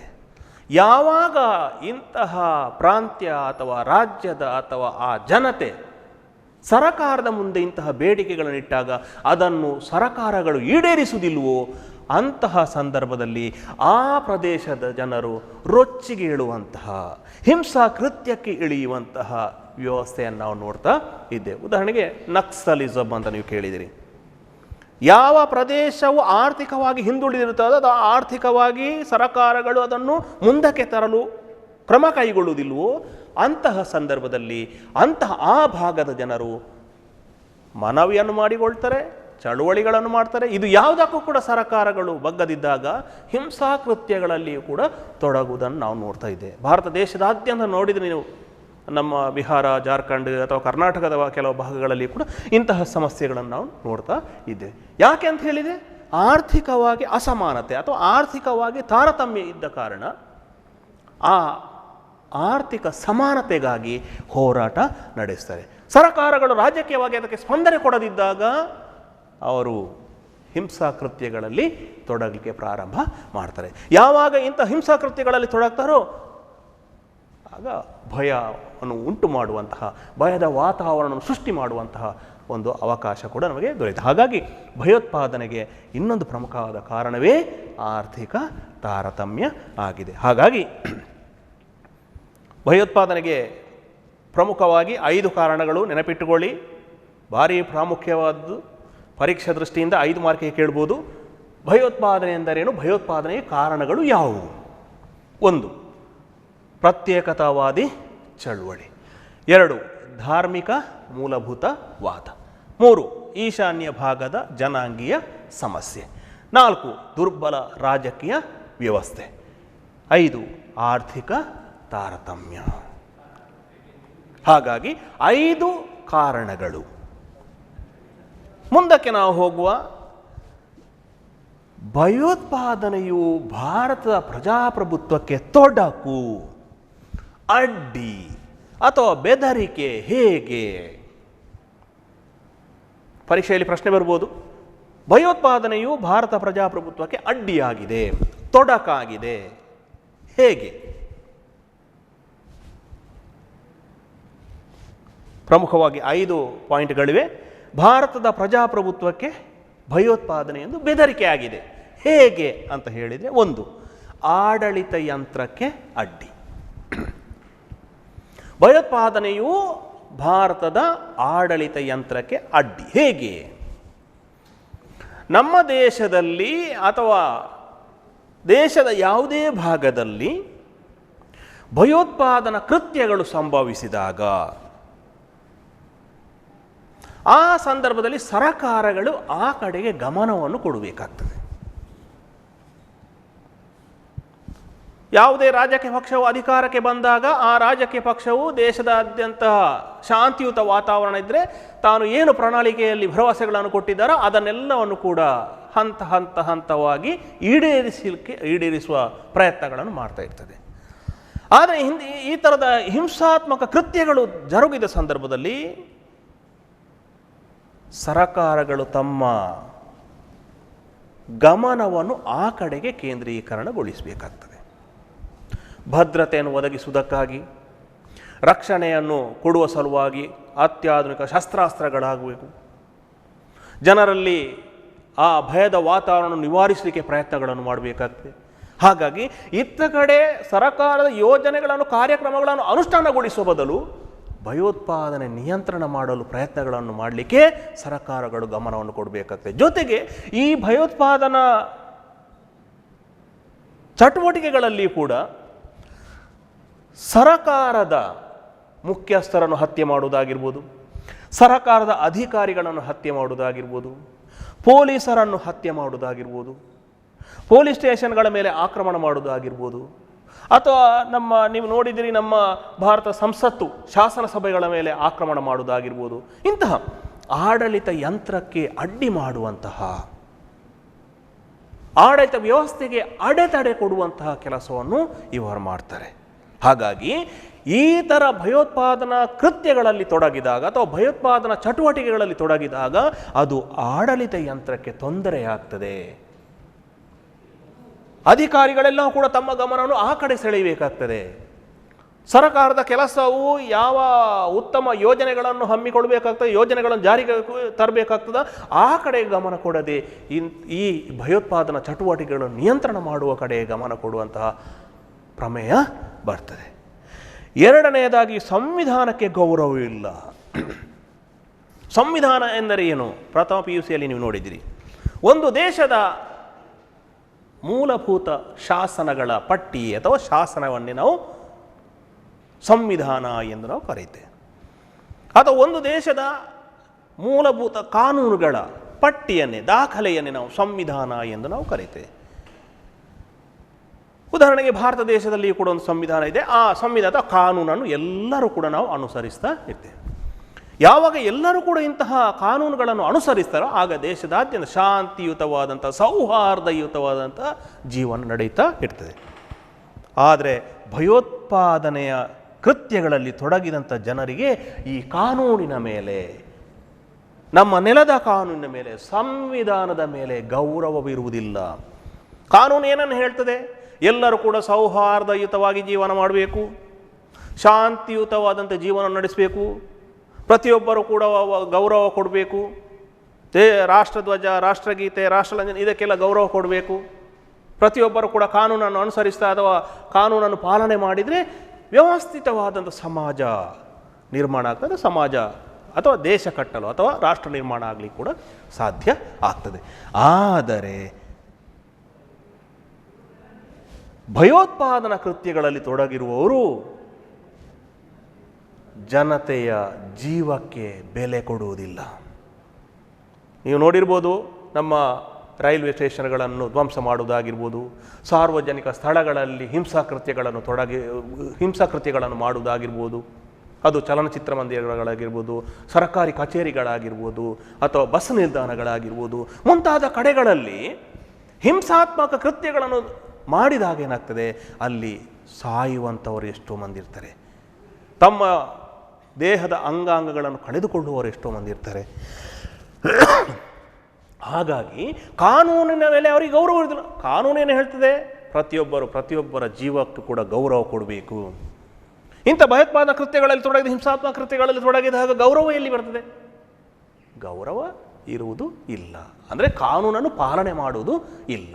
ಅದು ಬೇರೆ ಬೇರೆ ಹಿಂಸಾತ್ಮಕ ಕೃತ್ಯಗಳಲ್ಲಿ ತೊಡಗಿದಾಗ ಅಲ್ಲಿ ಒಬ್ಬರ ಜೀವಕ್ಕೆ ಬೆಲೆ ಇರುವುದಿಲ್ಲ, ಆಸ್ತಿ ಪಾಸ್ತಿಗಳಿಗೆ ಬೆಲೆ ಇರುವುದಿಲ್ಲ, ಅಥವಾ ಕಾನೂನನ್ನು ಪಾಲನೆ ಮಾಡುವಂಥ ವ್ಯವಸ್ಥೆಯಲ್ಲಿ ಆಗುವುದು ಇಲ್ಲ. ಹಾಗಾಗಿ ಭಯೋತ್ಪಾದನಾ ಚಟುವಟಿಕೆಗಳಲ್ಲಿ ತೊಡಗಿರುವಂಥ ವ್ಯಕ್ತಿಗಳು ಸಂವಿಧಾನಕ್ಕೆ ಗೌರವವನ್ನು ನೀಡುವುದು ಇಲ್ಲ, ಅಥವಾ ದೇಶದ ಕಾನೂನಿಗೆ ಗೌರವವನ್ನು ನೀಡುವುದು ಇಲ್ಲ. ಆ ಕಾನೂನಿಗೆ ಗೌರವ ನೀಡದೇ ಇರುವ ಕಾರಣ ಜನರಲ್ಲಿ ಭಯದ ವಾತಾವರಣ ಉಂಟಾಗ್ತದೆ. ನಮ್ಮ ದೇಶದ ಆಡಳಿತವೇ ಅಸ್ತವ್ಯಸ್ತ ಆಗ್ತದೆ, ಜೀವನ ವ್ಯವಸ್ಥೆಯೇ ಅಸ್ತವ್ಯಸ್ತ ಆಗ್ತದೆ. ಹಾಗಾಗಿ ಇದು ಪ್ರಜಾಪ್ರಭುತ್ವಕ್ಕೆ ಎರಡನೆಯ ಪ್ರಮುಖವಾದಂತಹ ತೊಡಕಾಗಿರುವಂಥ ವ್ಯವಸ್ಥೆ. ಮೂರನೆಯದಾಗಿ ಮಾನವ ಹಕ್ಕುಗಳ ಉಲ್ಲಂಘನೆ. ಇದಕ್ಕೆ ಸಂಬಂಧಪಟ್ಟ ಹಾಗೆ ಭಯೋತ್ಪಾದನಾ ಕೃತ್ಯಗಳಲ್ಲಿ ತೊಡಗಿರುವಂತಹ ವ್ಯಕ್ತಿಗಳು ತಮ್ಮ ಗುರಿಗಳನ್ನು ಈಡೇರಿಸಿಕೊಳ್ಳುವುದಕ್ಕಾಗಿ ಯಾವುದೇ ಕೃತ್ಯಗಳನ್ನು ಮಾಡುವುದಕ್ಕಾಗಿ ಅವರು ಹೇಸುವವರು ಅಲ್ಲ. ಭಯವನ್ನು ಉಂಟು ಮಾಡಿಯೇ ತಮ್ಮ ಗುರಿಗಳನ್ನು ಈಡೇರಿಸಲಿಕ್ಕೆ ಪ್ರಯತ್ನಿಸುವವರು. ಹಾಗಾಗಿ ಅವರು ಜನರ ಸಾವು ನೋವಿಗೆ ಕಾರಣರಾಗುವುದಂತೂ ಸಹಜ. ಹಾಗಾಗಿ ಯಾವಾಗ ಮಾನವನನ್ನಾಗಿ ಮಾನವ ಹಕ್ಕುಗಳ ಗೊತ್ತಿದೆ ನಿಮಗೆ, ಕಳೆದ ಸಲ ಮಾನವ ಹಕ್ಕುಗಳ ಚಳುವಳಿ ಇದಾಗಿ, ಮಾನವ ಹಕ್ಕುಗಳು ಎಂದರೇನು? ಮಾನವನಿಂದ ಬೇರ್ಪಡಿಸಲು ಸಾಧ್ಯವಾಗದೇ ಇರುವಂತಹ ಹಕ್ಕುಗಳನ್ನೇ ನಾವು ಮಾನವ ಹಕ್ಕುಗಳು ಎಂದು ನಾವು ಕರೀತೇವೆ. ಭಾರತ ಸಂವಿಧಾನದಲ್ಲಿ ನಮ್ಮ ಮೂಲಭೂತ ಹಕ್ಕುಗಳನ್ನು ನೋಡಿ ನಿಮಗೆ ಗೊತ್ತಾಗ್ತದೆ. ಮಾನವ ಹಕ್ಕು ಅತಿ ಅವಶ್ಯಕವಾದಂತಹ ಹಕ್ಕುಗಳು. ಆದರೆ ಇಂತಹ ಭಯೋತ್ಪಾದನಾ ಕೃತ್ಯಗಳಲ್ಲಿ ತೊಡಗಿದಾಗ ಮಾನವ ಹಕ್ಕುಗಳು ಎಲ್ಲಿರ್ತವೆ? ಸಾರ್ವಜನಿಕ ಸ್ಥಳಗಳಲ್ಲಿ ಹಿಂಸಾ ಕೃತ್ಯಗಳನ್ನು ನಡೆಸಿದಾಗ ಎಷ್ಟೋ ಜನರ ಸಾವು ನೋವಾಗ್ತದೆ. ಅದು ಆ ಭಾಷೆ, ಆ ಪ್ರಾಂತ್ಯ, ಆ ಜಾತಿ, ಆ ಧರ್ಮ, ಈ ಧರ್ಮ, ಯಾರು ಸಾಯ್ತಾರೆ ಅಂತ ನಮಗೆ ಹೇಳಲಿಕ್ಕೆ ಆಗಲ್ಲ. ಅಥವಾ ಹಿಂಸಾ ಕೃತ್ಯಗಳಲ್ಲಿ ತೊಡಗುವಂತಹದ್ದು, ವಿಚಿತ್ರವಾದಂಥ ಹಿಂಸೆಗಳನ್ನು ನೀಡುವಂಥದ್ದು, ಮಾನವನಾಗಿ ನೋಡದೇ ಇರುವಂತಹ ಕಠಿಣ ಕ್ರಮಗಳನ್ನು ಕೈಗೊಳ್ಳುವಂಥದ್ದು. ನೀವು ನಕ್ಸಲ್ವಾದವನ್ನು ಕೇಳಿರ್ಬೋದು, ಪೊಲೀಸ್ ಠಾಣೆಗಳ ಮೇಲೆ ದಾಳಿ ಮಾಡುವಂತಹದ್ದು, ಪೊಲೀಸರನ್ನು ಕೊಲ್ಲುವಂತಹದ್ದು, ಹತ್ಯೆ ಮಾಡುವಂತಹದ್ದು ನೋಡಿರ್ಬೋದು. ಹಾಗಾದರೆ ಅವರಿಗೆ ಹಕ್ಕುಗಳಿಲ್ಲ, ಪೊಲೀಸರಿಗೆ ಯಾವುದೇ ಹಕ್ಕುಗಳಿಲ್ಲ, ಅವರು ಮನುಷ್ಯರಲ್ವ? ಆದ್ದರಿಂದ ಭಯೋತ್ಪಾದನಾ ಕೃತ್ಯಗಳಲ್ಲಿ ತೊಡಗಿರುವಂತಹ ವ್ಯಕ್ತಿಗಳು ಮಾನವ ಹಕ್ಕುಗಳಿಗೆ ಗೌರವ ಕೊಡುವುದಿಲ್ಲ. ಯಾವ ಮಾನವ ಹಕ್ಕುಗಳಿಗೆ ಗೌರವ ಕೊಡುವುದಿಲ್ಲ, ನಮ್ಮ ದೇಶದ ನೆಲದ ಕಾನೂನು, ಮೂಲಭೂತ ಹಕ್ಕು ಅಥವಾ ಮಾನವ ಹಕ್ಕುಗಳ ಉಲ್ಲಂಘನೆ ಕೂಡ ಆಗ್ತದೆ. ಆವಾಗ ಭಾರತದ ಪ್ರಜಾಪ್ರಭುತ್ವಕ್ಕೆ ಅದು ಅಡ್ಡಿ. ಯಾವುದೇ ಒಂದು ಕಾರಣವಿಲ್ಲದೆ ದೇಶದ ಯಾವುದೇ ಕಾನೂನಿಗೆ ಗೌರವ ಕೊಡುವಂತಹ ಸಾಮಾನ್ಯ ಜನತೆ ಆ ಪರಿಣಾಮವನ್ನು ಅನುಭವಿಸಬೇಕಾಗ್ತದೆ. ಭಯೋತ್ಪಾದನೆಯ ಕೃತ್ಯಗಳಿಗೆ ಪರಿಣಾಮವನ್ನು ಯಾರು? ಸಾಮಾನ್ಯ ಜನತೆ ಅನುಭವಿಸಬೇಕಾಗ್ತದೆ. ಹಾಗಾಗಿ ಅಲ್ಲಿ ಮಾನವ ಹಕ್ಕುಗಳ ಉಲ್ಲಂಘನೆ ಆಗ್ತದೆ. ನಾಲ್ಕನೆಯದಾಗಿ ಪ್ರಜಾಪ್ರಭುತ್ವ ವಿರೋಧಿ ಚಟುವಟಿಕೆಗಳು. ಪ್ರಜಾಪ್ರಭುತ್ವ ಕಳೆದ ತರಗತಿಯಲ್ಲಿ ನಾವು ನೋಡಿದ್ದೇವೆ. ಚುನಾವಣೆಗಳು ಬಂದಾಗ ಪ್ರಜೆಗಳಿಂದ ಆಯ್ಕೆಯಾಗಿರುವಂಥ ಸರಕಾರದ ಮೂಲಕ ತಮ್ಮನ್ನು ತಾವೇ ಆಳ್ವಿಕೆ ಮಾಡಿಕೊಳ್ಳುವಂಥ ವ್ಯವಸ್ಥೆ ಪ್ರಜಾಪ್ರಭುತ್ವ. ನಮ್ಮ ಪ್ರತಿನಿಧಿಗಳ ಮೂಲಕ ನಮ್ಮನ್ನೇ ಆಳ್ವಿಕೆ ಮಾಡಿಕೊಳ್ಳುವಂಥದ್ದು. ನಮ್ಮ ಅಥವಾ ಪ್ರತಿನಿಧಿಗಳನ್ನು ಆಯ್ಕೆ ಮಾಡಿಕೊಳ್ಳುವುದಂದರೆ ಹೇಗೆ? ಚುನಾವಣೆಗಳ ಮೂಲಕ. ಪ್ರಜಾಪ್ರಭುತ್ವದಲ್ಲಿ ಸರಕಾರ ರಚನೆ ಆಗಬೇಕಾದ್ರೆ ಚುನಾವಣೆಗಳ ಮೂಲಕ ಅದನ್ನು ಸಾಧಿಸಬೇಕಾಗ್ತದೆ. ಆದರೆ ಇಂತಹ ಚುನಾವಣೆಗಳು ನಡೆಯುವ ಸಂದರ್ಭದಲ್ಲಿ ಹಿಂಸಾಕೃತ್ಯಗಳನ್ನು ಎಸಗುವಂಥದ್ದು, ಭಯದ ವಾತಾವರಣವನ್ನು ಸೃಷ್ಟಿ ಮಾಡುವಂಥದ್ದು. ಹೇಗೆ? ಉದಾಹರಣೆಗೆ ಆ ಚುನಾವಣೆಗೆ ನಿಂತಹ ಪ್ರತಿನಿಧಿಗಳನ್ನು ಅಪಹರಣ ಮಾಡುವುದಾಗಿರ್ಬೋದು, ಕೊಲೆ ಮಾಡುವುದಾಗಿರ್ಬೋದು, ಅಥವಾ ಆ ಮತದಾನಕ್ಕೆ ಬರುವಂತಹ ಜನರ ಮೇಲೆ ಹಲ್ಲೆ ಮಾಡುವುದಾಗಿರ್ಬೋದು, ಭಯದ ವಾತಾವರಣ ಸೃಷ್ಟಿ ಮಾಡುವುದಾಗಿರ್ಬೋದು, ಅಥವಾ ಚುನಾವಣೆ ನಡೆಸುವುದಕ್ಕಾಗಿ ಮತಗಟ್ಟೆಗಳನ್ನು ಸ್ಥಾಪನೆ ಮಾಡಿರ್ತದೆ. ಮತಗಟ್ಟೆಗಳನ್ನು ಧ್ವಂಸ ಮಾಡುವುದಾಗಿರ್ಬೋದು, ಮತಗಟ್ಟೆಗಳ ಅಪಹರಣ ಮಾಡುವುದಾಗಿರ್ಬೋದು, ಮತಯಂತ್ರಗಳನ್ನು ನಾಶ ಮಾಡುವುದಾಗಿರ್ಬೋದು. ಈ ಥರ ಚುನಾವಣೆಯ ಸಂದರ್ಭದಲ್ಲಿ ಹಿಂಸಾಕೃತ್ಯಗಳನ್ನು ಎಸಗುವುದರ ಮೂಲಕ ಜನರಲ್ಲಿ ಭಯವನ್ನು ಉಂಟು ಮಾಡುವುದು. ಪ್ರಜಾಪ್ರಭುತ್ವ ವ್ಯವಸ್ಥೆಯಲ್ಲಿ ಚುನಾವಣೆಗಳು ನಡೆಯಲೇಬೇಕು. ಚುನಾವಣೆಗಳು ಯಶಸ್ವಿಯಾಗಿ ನಡೆದಾಗ ಮಾತ್ರ ಅಲ್ಲಿನ ಸರಕಾರವು ರಚನೆಯಾಗಲಿಕ್ಕೆ ಸಾಧ್ಯ. ಆದರೆ ಇಂತಹ ಭಯೋತ್ಪಾದನಾ ಕೃತ್ಯಗಳನ್ನು ಅಥವಾ ಹಿಂಸಾತ್ಮಕ ಕೃತ್ಯಗಳನ್ನು ನಡೆಸಿದಾಗ ಆ ಪ್ರಜಾಪ್ರಭುತ್ವ ವ್ಯವಸ್ಥೆಯು ಅನುಷ್ಠಾನಕ್ಕೆ ಬರಲಿಕ್ಕೆ ಕಷ್ಟ ಸಾಧ್ಯ ಆಗ್ತದೆ, ಅಥವಾ ಅದೊಂದು ಬೆದರಿಕೆ ಅಥವಾ ತೊಡಕು ಆಗಿ ನಿರ್ಮಾಣ ಆಗ್ತದೆ. 5ನೇದಾಗಿ ಆರ್ಥಿಕ ಬೆಳವಣಿಗೆಗೆ ಅಡ್ಡಿ. ಹೇಗೆ ಇದು ಆರ್ಥಿಕ ಬೆಳವಣಿಗೆಗೆ ಅಡ್ಡಿ? ಇಲ್ಲಿ ನಾವು ಮೊದಲನೇ ವಿಷಯವನ್ನು ನೋಡಿದರೆ ಗೊತ್ತಾಗ್ತದೆ. ಆಡಳಿತ ಯಂತ್ರಕ್ಕೆ ಅಡ್ಡಿ, ಆರ್ಥಿಕ ಬೆಳವಣಿಗೆಗೆ ಅಡ್ಡಿ. ಒಂದು ದೇಶದಲ್ಲಿ ಯಾವುದೇ ಈ ಥರದ ಸಮಸ್ಯೆಗಳಿಲ್ಲದಿದ್ದಾಗ ಆ ದೇಶಕ್ಕೆ ಬೇಕಾದಂತಹ ಎಲ್ಲ ಪ್ರಜೆಗಳ ಸಾಮಾಜಿಕ ಮತ್ತು ಆರ್ಥಿಕ ಮಟ್ಟವನ್ನು, ಜೀವನ ಮಟ್ಟವನ್ನು ಉದ್ಧಾರ ಮಾಡುವುದಕ್ಕಾಗಿ, ಅಥವಾ ದೇಶಕ್ಕೆ ಬೇಕಾದಂಥ ದೇಶದ ಎಲ್ಲ ಪ್ರಜೆಗಳಿಗೂ ಬೇಕಾದಂತಹ ಮೂಲಭೂತ ಅವಶ್ಯಕತೆಗಳನ್ನು ಈಡೇರಿಸುವುದಕ್ಕಾಗಿ ಸರಕಾರಗಳು ಕ್ರಮಗಳನ್ನು ಕೈಗೊಳ್ಳಲಿಕ್ಕೆ ಸಾಧ್ಯ ಇರ್ತದೆ, ಯಾವುದೇ ಸಮಸ್ಯೆಗಳಿಲ್ಲದಿದ್ದಾಗ. ಆದರೆ ಯಾವಾಗ ನಮ್ಮ ದೇಶದಲ್ಲಿ ಇಂತಹ ಭಯೋತ್ಪಾದನಾ ಚಟುವಟಿಕೆಗಳು ಅಥವಾ ಭಯೋತ್ಪಾದನಾ ಕೃತ್ಯಗಳು ಸಂಭವಿಸ್ತವೆ, ನಡೆಯುತ್ತವೆಯೋ, ಆಗ ಸರಕಾರಗಳು ಈ ಕಡೆ ಗಮನ ಕೊಡುವ ಬದಲು ಆ ಭಯೋತ್ಪಾದನೆಯನ್ನು ನಿಯಂತ್ರಣ ಮಾಡುವುದಕ್ಕಾಗಿ ಗಮನ ಕೊಡಬೇಕಾಗ್ತದೆ. ದೇಶವನ್ನು ರಕ್ಷಣೆ ಮಾಡುವುದಕ್ಕಾಗಿ, ದೇಶಕ್ಕೆ ಭದ್ರತೆಯನ್ನು ಒದಗಿಸುವುದಕ್ಕಾಗಿ ಅಪಾರ ಪ್ರಮಾಣದ ಪೊಲೀಸ್ ವ್ಯವಸ್ಥೆ ಬೇಕಾಗ್ತದೆ, ಅಪಾರ ಪ್ರಮಾಣದ ಶಸ್ತ್ರಾಸ್ತ್ರಗಳು ಬೇಕಾಗ್ತವೆ, ಅಪಾರ ಪ್ರಮಾಣದ ಆಧುನಿಕ ಯಂತ್ರಗಳು ಬೇಕಾಗ್ತದೆ, ಅಥವಾ ತಂತ್ರಜ್ಞಾನವನ್ನು ಬಳಕೆ ಮಾಡಿಕೊಳ್ಳಬೇಕಾಗ್ತದೆ. ಸರಕಾರದ ಆರ್ಥಿಕ ಬೆಳವಣಿಗೆಗೆ ತೊಡಗಿಸಬೇಕಾದಂಥ ಹಣವನ್ನು ನಾವು ಇಂತಹ ಭದ್ರತೆಯನ್ನು ಒದಗಿಸುವ, ರಕ್ಷಣೆಯನ್ನು ಒದಗಿಸುವಂಥ ಕೆಲಸಗಳಿಗೆ ವಿನಿಯೋಗ ಮಾಡಬೇಕಾಗ್ತದೆ. ಹಾಗಾಗಿ ನಮಗೆ ಆರ್ಥಿಕ ಬೆಳವಣಿಗೆ ಬೇಕಾದಂತಹ ಮಾರ್ಗಗಳ ರಚನೆ ಆಗಿರ್ಬೋದು, ಅಣೆಕಟ್ಟುಗಳ ನಿರ್ಮಾಣ ಆಗಿರ್ಬೋದು, ಕಟ್ಟಡಗಳ ನಿರ್ಮಾಣ ಆಗಿರ್ಬೋದು, ಕೃಷಿ ಚಟುವಟಿಕೆಗಳನ್ನು ಕೈಗೊಳ್ಳುವುದಾಗಿರ್ಬೋದು, ಅಥವಾ ಕೈಗಾರಿಕೆಗಳ ನಿರ್ಮಾಣ ಆಗಿರ್ಬೋದು, ಅದಕ್ಕೆಲ್ಲ ನಮ್ಮ ದೇಶದ ಹಣವನ್ನು ವ್ಯಯ ಮಾಡಬೇಕಾಗ್ತದೆ. ಆದರೆ ಭಯೋತ್ಪಾದನೆ ನಮ್ಮ ದೇಶಕ್ಕೆ ತೊಂದರೆಯಾಗಿ, ಅಥವಾ ಭಯೋತ್ಪಾದನೆ ನಮ್ಮ ದೇಶದಲ್ಲಿ ಇದ್ದಾಗ, ಅಥವಾ ಭಯೋತ್ಪಾದಕರ ಆ ಒಂದು ತೊಂದರೆಗಳು, ಹಿಂಸಾಕೃತ್ಯಗಳು ನಮ್ಮಲ್ಲಿದ್ದಾಗ ಅದನ್ನು ಬಗೆಹರಿಸುವಂಥದ್ದು ಸರಕಾರದ ಆದ್ಯ ಕರ್ತವ್ಯ ಆಗ್ತದೆ. ಹಾಗಾಗಿ ಇಂತಹ ಆರ್ಥಿಕ ಚಟುವಟಿಕೆಗಳಿಗೆ ವಿನಿಯೋಗ ಮಾಡಬೇಕಾದಂತಹ ಹಣವನ್ನು ನಾವು ಇಂತಹ ರಕ್ಷಣೆಯನ್ನು ಒದಗಿಸುವಂತಹ, ಭಯೋತ್ಪಾದನೆಯನ್ನು ನಿಯಂತ್ರಣ ಮಾಡುವಂತಹ ಕೆಲಸಗಳಿಗೆ ವ್ಯಯ ಮಾಡಬೇಕಾಗ್ತದೆ. ಆದ್ದರಿಂದ ಆರ್ಥಿಕ ಬೆಳವಣಿಗೆಗೆ ಭಯೋತ್ಪಾದನೆಯು ಅಡ್ಡಿಯಾಗಿದೆ. ಹಾಗಾಗಿ 5 ಅಂಶಗಳಿವೆ.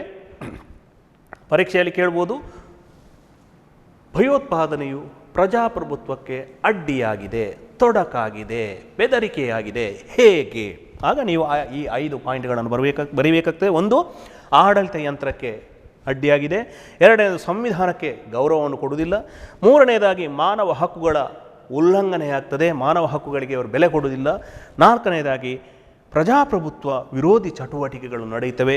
5ನೇದಾಗಿ, ಆರ್ಥಿಕ ಬೆಳವಣಿಗೆ ಕೂಡ ಅಡ್ಡಿಯಾಗ್ತದೆ. ಈ ಎಲ್ಲದರ ಪರಿಣಾಮವಾಗಿ ಭಾರತದ ಪ್ರಜಾಪ್ರಭುತ್ವವು ಯಶಸ್ವಿಯಾಗಲಿಕ್ಕೆ ಸಾಧ್ಯ ಆಗುವುದಿಲ್ಲ. ಹಾಗಾಗಿ ವಿದ್ಯಾರ್ಥಿಗಳೇ, ನೆನಪಿಟ್ಟುಕೊಳ್ಳಿ, ಪರೀಕ್ಷಾ ದೃಷ್ಟಿಯಿಂದ ಎರಡೂ ಕೂಡ ಬಹಳಷ್ಟು ಪ್ರಾಮುಖ್ಯವಾಗಿದ್ದು, ಕಾರಣಗಳು ಮತ್ತು ಬೆದರಿಕೆ ಎರಡನ್ನೂ ಕೂಡ, ಕಾರಣಗಳನ್ನು 5 ಮಾರ್ಕಿಗೆ ಕೇಳ್ಬೋದು, ಬೆದರಿಕೆಯನ್ನು ಕೂಡ ಅಥವಾ ಅಡ್ಡಿಯನ್ನು ಕೂಡ 5 ಮಾರ್ಕಿಗೆ ಕೇಳ್ಬೋದು, 10 ಮಾರ್ಕಿಗೆ ಒಟ್ಟಾರೆಯಾಗಿ ಕೂಡ ಕೇಳ್ಬೋದು. ಹಾಗಾಗಿ ಭಯೋತ್ಪಾದನೆ ಎಂದರೇನು, ಭಯೋತ್ಪಾದನೆಯ ಕಾರಣಗಳು, ಭಯೋತ್ಪಾದನೆಯು ಪ್ರಜಾಪ್ರಭುತ್ವಕ್ಕೆ ಅಡ್ಡಿ ಅಥವಾ ಬೆದರಿಕೆ ಹೇಗೆ? ಇರಲಿ, ಮುಂದಿನ ಭಾಗಕ್ಕೆ ನಾವು ಹೋಗುವ. ನಮ್ಮ ದೇಶದ ಇಷ್ಟೆಲ್ಲ ಸವಾಲುಗಳಿದ್ದರೂ ಕೂಡ ದೇಶದ ಸರಕಾರಗಳಾಗಿರಲಿ, ಭಾರತ ದೇಶದ ಜನತೆಯಾಗಿರಲಿ ಸುಮ್ಮನೆ ಕುಳಿತುಕೊಳ್ಳಲಿಲ್ಲ. ಇಂತಹ ಸವಾಲುಗಳೆಲ್ಲ ಬಂದಾಗ ಅದನ್ನು ನಿವಾರಣೆ ಮಾಡುವ ಸಲುವಾಗಿ ಹಲವಾರು ಕ್ರಮಗಳನ್ನು ಕೈಗೊಳ್ತಾ ಬಂದಿದೆ. ಅದು ಅಸಮಾನತೆಯಲ್ಲಿ ಜಾತಿ ಅಸಮಾನತೆ ಆಗಿರ್ಬೋದು, ಲಿಂಗ ಅಸಮಾನತೆ ಆಗಿರ್ಬೋದು, ಜಾತಿ ವ್ಯವಸ್ಥೆಯ ವಿರುದ್ಧ ಆಗಿರ್ಬೋದು, ಕೋಮುವಾದದ ವಿರುದ್ಧ ಈ ಥರ ಅದನ್ನು ನಿಯಂತ್ರಣ ಮಾಡುವುದಕ್ಕಾಗಿ ಹಲವಾರು ಕ್ರಮಗಳನ್ನು ಕೈಗೊಳ್ಳುತ್ತಾ ಬಂದಿದೆ. ಹಾಗೆ ಭಯೋತ್ಪಾದನೆಯನ್ನು ನಿಯಂತ್ರಣ ಮಾಡುವುದಕ್ಕೂ ಕೂಡ ಭಾರತ ಸರ್ಕಾರವು ಭಾರತ ದೇಶದ ಜನತೆಯ ನೆರವಿನೊಂದಿಗೆ ಹಲವಾರು ಕ್ರಮಗಳನ್ನು ಕೈಗೊಂಡಿದೆ. ಅಂತಹ ಕ್ರಮಗಳಲ್ಲಿ ನಾವು 2 ಹಂತಗಳನ್ನು, ಒಂದು ಕಾನೂನುಬದ್ಧ ಕ್ರಮಗಳು, ಶಾಸನೀಯ ಕ್ರಮಗಳು. ಕಾನೂನುಗಳ ಮೂಲಕ ಯಾವ ರೀತಿಯಾಗಿ ಈ ಭಯೋತ್ಪಾದನೆಯನ್ನು ತಡೆಯಬಹುದು, ಯಾವ ರೀತಿಯಾಗಿ ನಿಯಂತ್ರಣ ಮಾಡಬಹುದು ಅಂತ ಹೇಳಿ. ಶಾಸನೀಯ ನಿಯಂತ್ರಣ ಕ್ರಮಗಳು. ಈ ಶಾಸನೀಯ ನಿಯಂತ್ರಣ ಕ್ರಮಗಳನ್ನು ನಾವು ನೋಡಿದರೆ ಭಾರತ ದೇಶದ ಹಲವಾರು ವರ್ಷಗಳಿಂದಲೇ ಭಯೋತ್ಪಾದನೆಯನ್ನು ನಿಗ್ರಹ ಮಾಡುವುದಕ್ಕಾಗಿ, ನಿಯಂತ್ರಣ ಮಾಡುವುದಕ್ಕಾಗಿ, ತಡೆಯುವುದಕ್ಕಾಗಿ ಹಲವಾರು ಕಾನೂನು ಕ್ರಮಗಳನ್ನು, ಕಾಯ್ದೆಗಳನ್ನು ಜಾರಿಗೆ ತರಲಾಗಿದೆ. ಅದರಲ್ಲಿ ಪ್ರಮುಖವಾಗಿ 1950ನೇ ಇಸವಿಯಲ್ಲಿಯೇ ಕಾನೂನು ವಿರೋಧಿ ಚಟುವಟಿಕೆಗಳ ನಿಯಂತ್ರಣ ಕಾಯ್ದೆ, ಅದರ ಅಂಶಗಳನ್ನು ಇಲ್ಲಿ ನಾವು ಹೇಳಿದ್ದೇವೆ. ಮುಂದಕ್ಕೆ 1971ನೇ ಇಸವಿಯಲ್ಲಿ ಆಂತರಿಕ ಭದ್ರತಾ ನಿರ್ವಹಣಾ ಕಾಯ್ದೆ, 1980ನೇ ಇಸವಿಯಲ್ಲಿ ರಾಷ್ಟ್ರೀಯ ಭದ್ರತಾ ಕಾಯ್ದೆ, 1987ರಲ್ಲಿ TADA terrorist and disruptive act ಅಂತ ಹೇಳಿ, 2001ರಲ್ಲಿ POTA prevention of terrorist act, ಅಥವಾ ಅದು ಆರ್ಡಿನೆನ್ಸ್ ಇತ್ತು, ಪೋಟೋ ಅಂತ ಇತ್ತು. ಅದನ್ನು ಶಾಸನಸಭೆಯಲ್ಲಿ ಅಥವಾ ನಮ್ಮ ಸಂಸತ್ತಿನಲ್ಲಿ ಮಂಡನೆ ಮಾಡುವುದರ ಮೂಲಕ ಅದನ್ನು ಒಪ್ಪಿಗೆ ಪಡೆದುಕೊಂಡು ಆ್ಯಕ್ಟ್ ಆಗಿ ಜಾರಿಗೆ ತರಲಾಯಿತು. ಈ ಎಲ್ಲ ಕಾನೂನುಗಳು ನಮ್ಮ ಪಾಠಪುಸ್ತಕದಲ್ಲಿ ಇಷ್ಟು ಹೇಳಿರೋದು, ಅದನ್ನು ಮುಂದಿನ ದಿನಗಳಲ್ಲಿ ಮತ್ತಷ್ಟು ಬದಲಾವಣೆಗಳಾಗಿ ಹೊಸ ಹೊಸ ಕಾನೂನುಗಳೆಲ್ಲ ಈಗ ಬಂದಿವೆ. ಆದರೆ ಪಾಠಕ್ಕೆ ಸಂಬಂಧಪಟ್ಟಾಗಿ ನಾವು ನೋಡುವ ಈ ಕಾನೂನಿನ ಕೆಲವು ಅಂಶಗಳನ್ನು ನಾವು ನೋಡುವ. 2008ನೇ ಇಸವಿಯಲ್ಲಿ ಜಾರಿಗೆ ಹಿಂದೆ ಇದ್ದಂತಹ ಕಾನೂನು ವ್ಯವಸ್ಥೆಯನ್ನೇ ಮತ್ತೆ ಜಾರಿಗೆ ತರಲಾಯಿತು. ಉಪ ಅಥವಾ unlawful activities prevention act, unlawful activities prevention act ಅಥವಾ ಕಾನೂನು ವಿರೋಧಿ ಚಟುವಟಿಕೆಗಳ ನಿಯಂತ್ರಣ ಕಾಯ್ದೆ. ಇದರ ಕೆಲವು ಅಂಶಗಳನ್ನು ನಾವು ನೋಡುವ. ಅಷ್ಟೊಂದು ಪ್ರಾಮುಖ್ಯ ಅಲ್ಲ, ಆದರೂ ಕೂಡ ನೆನಪಿನಲ್ಲಿ ಇಟ್ಟುಕೊಳ್ಳಿ, ಪರೀಕ್ಷೆಯಲ್ಲಿ ಭಾರಿ ಕಡಿಮೆ ಕೇಳಿರುವಂತಹದ್ದು. ಬಹಳ ಸಂಕ್ಷಿಪ್ತವಾಗಿ ಇದನ್ನು ನಾವು ನೋಡುವ. ಒಂದು, ಈ ಕಾನೂನಿನ ಪ್ರಕಾರ, ಈ ಆ್ಯಕ್ಟ್ನ ಪ್ರಕಾರ ಅಥವಾ ಈ ಕಾಯ್ದೆಯ ಪ್ರಕಾರ ಭಯೋತ್ಪಾದನೆ ಅಂದರೆ ಏನು?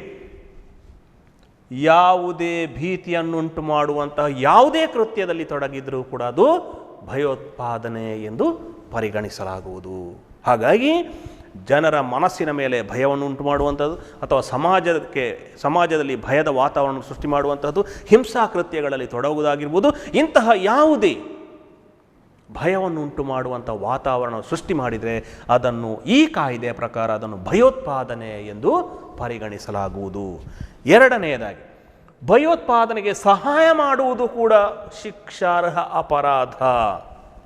ಭಯೋತ್ಪಾದನೆಯಲ್ಲಿ ತೊಡಗುವುದು ಮಾತ್ರ ಅಲ್ಲ, ಭಯೋತ್ಪಾದನೆಗೆ ಪ್ರತ್ಯಕ್ಷವಾಗಿ ಅಥವಾ ಪರೋಕ್ಷವಾಗಿ ಸಹಾಯ ಮಾಡಿದರು, ಅದು ಹಣಕಾಸಿನ ಸಹಾಯ ಆಗಿರ್ಬೋದು, ಅಥವಾ ಶಸ್ತ್ರಾಸ್ತ್ರಗಳನ್ನು ಕೊಂಡೋಗುವುದಕ್ಕೆ ತರುವುದಕ್ಕೆ ಸಹಾಯ ಮಾಡುವುದಾಗಿರ್ಬೋದು, ಅಥವಾ ಇನ್ನಿತರ ಯಾವುದೇ ರೀತಿಯ ಕೃತ್ಯಗಳಲ್ಲಿ ತೊಡಗುವಂಥ ವ್ಯಕ್ತಿಗಳಿಗೆ ಪ್ರತ್ಯಕ್ಷವಾಗಿ ಅಥವಾ ಪರೋಕ್ಷವಾಗಿ ಸಹಾಯ ಮಾಡಿದರೂ ಕೂಡ ಈ ಕಾನೂನಿನ ಪ್ರಕಾರ ಅದು ಶಿಕ್ಷಾರ್ಹ ಅಪರಾಧ.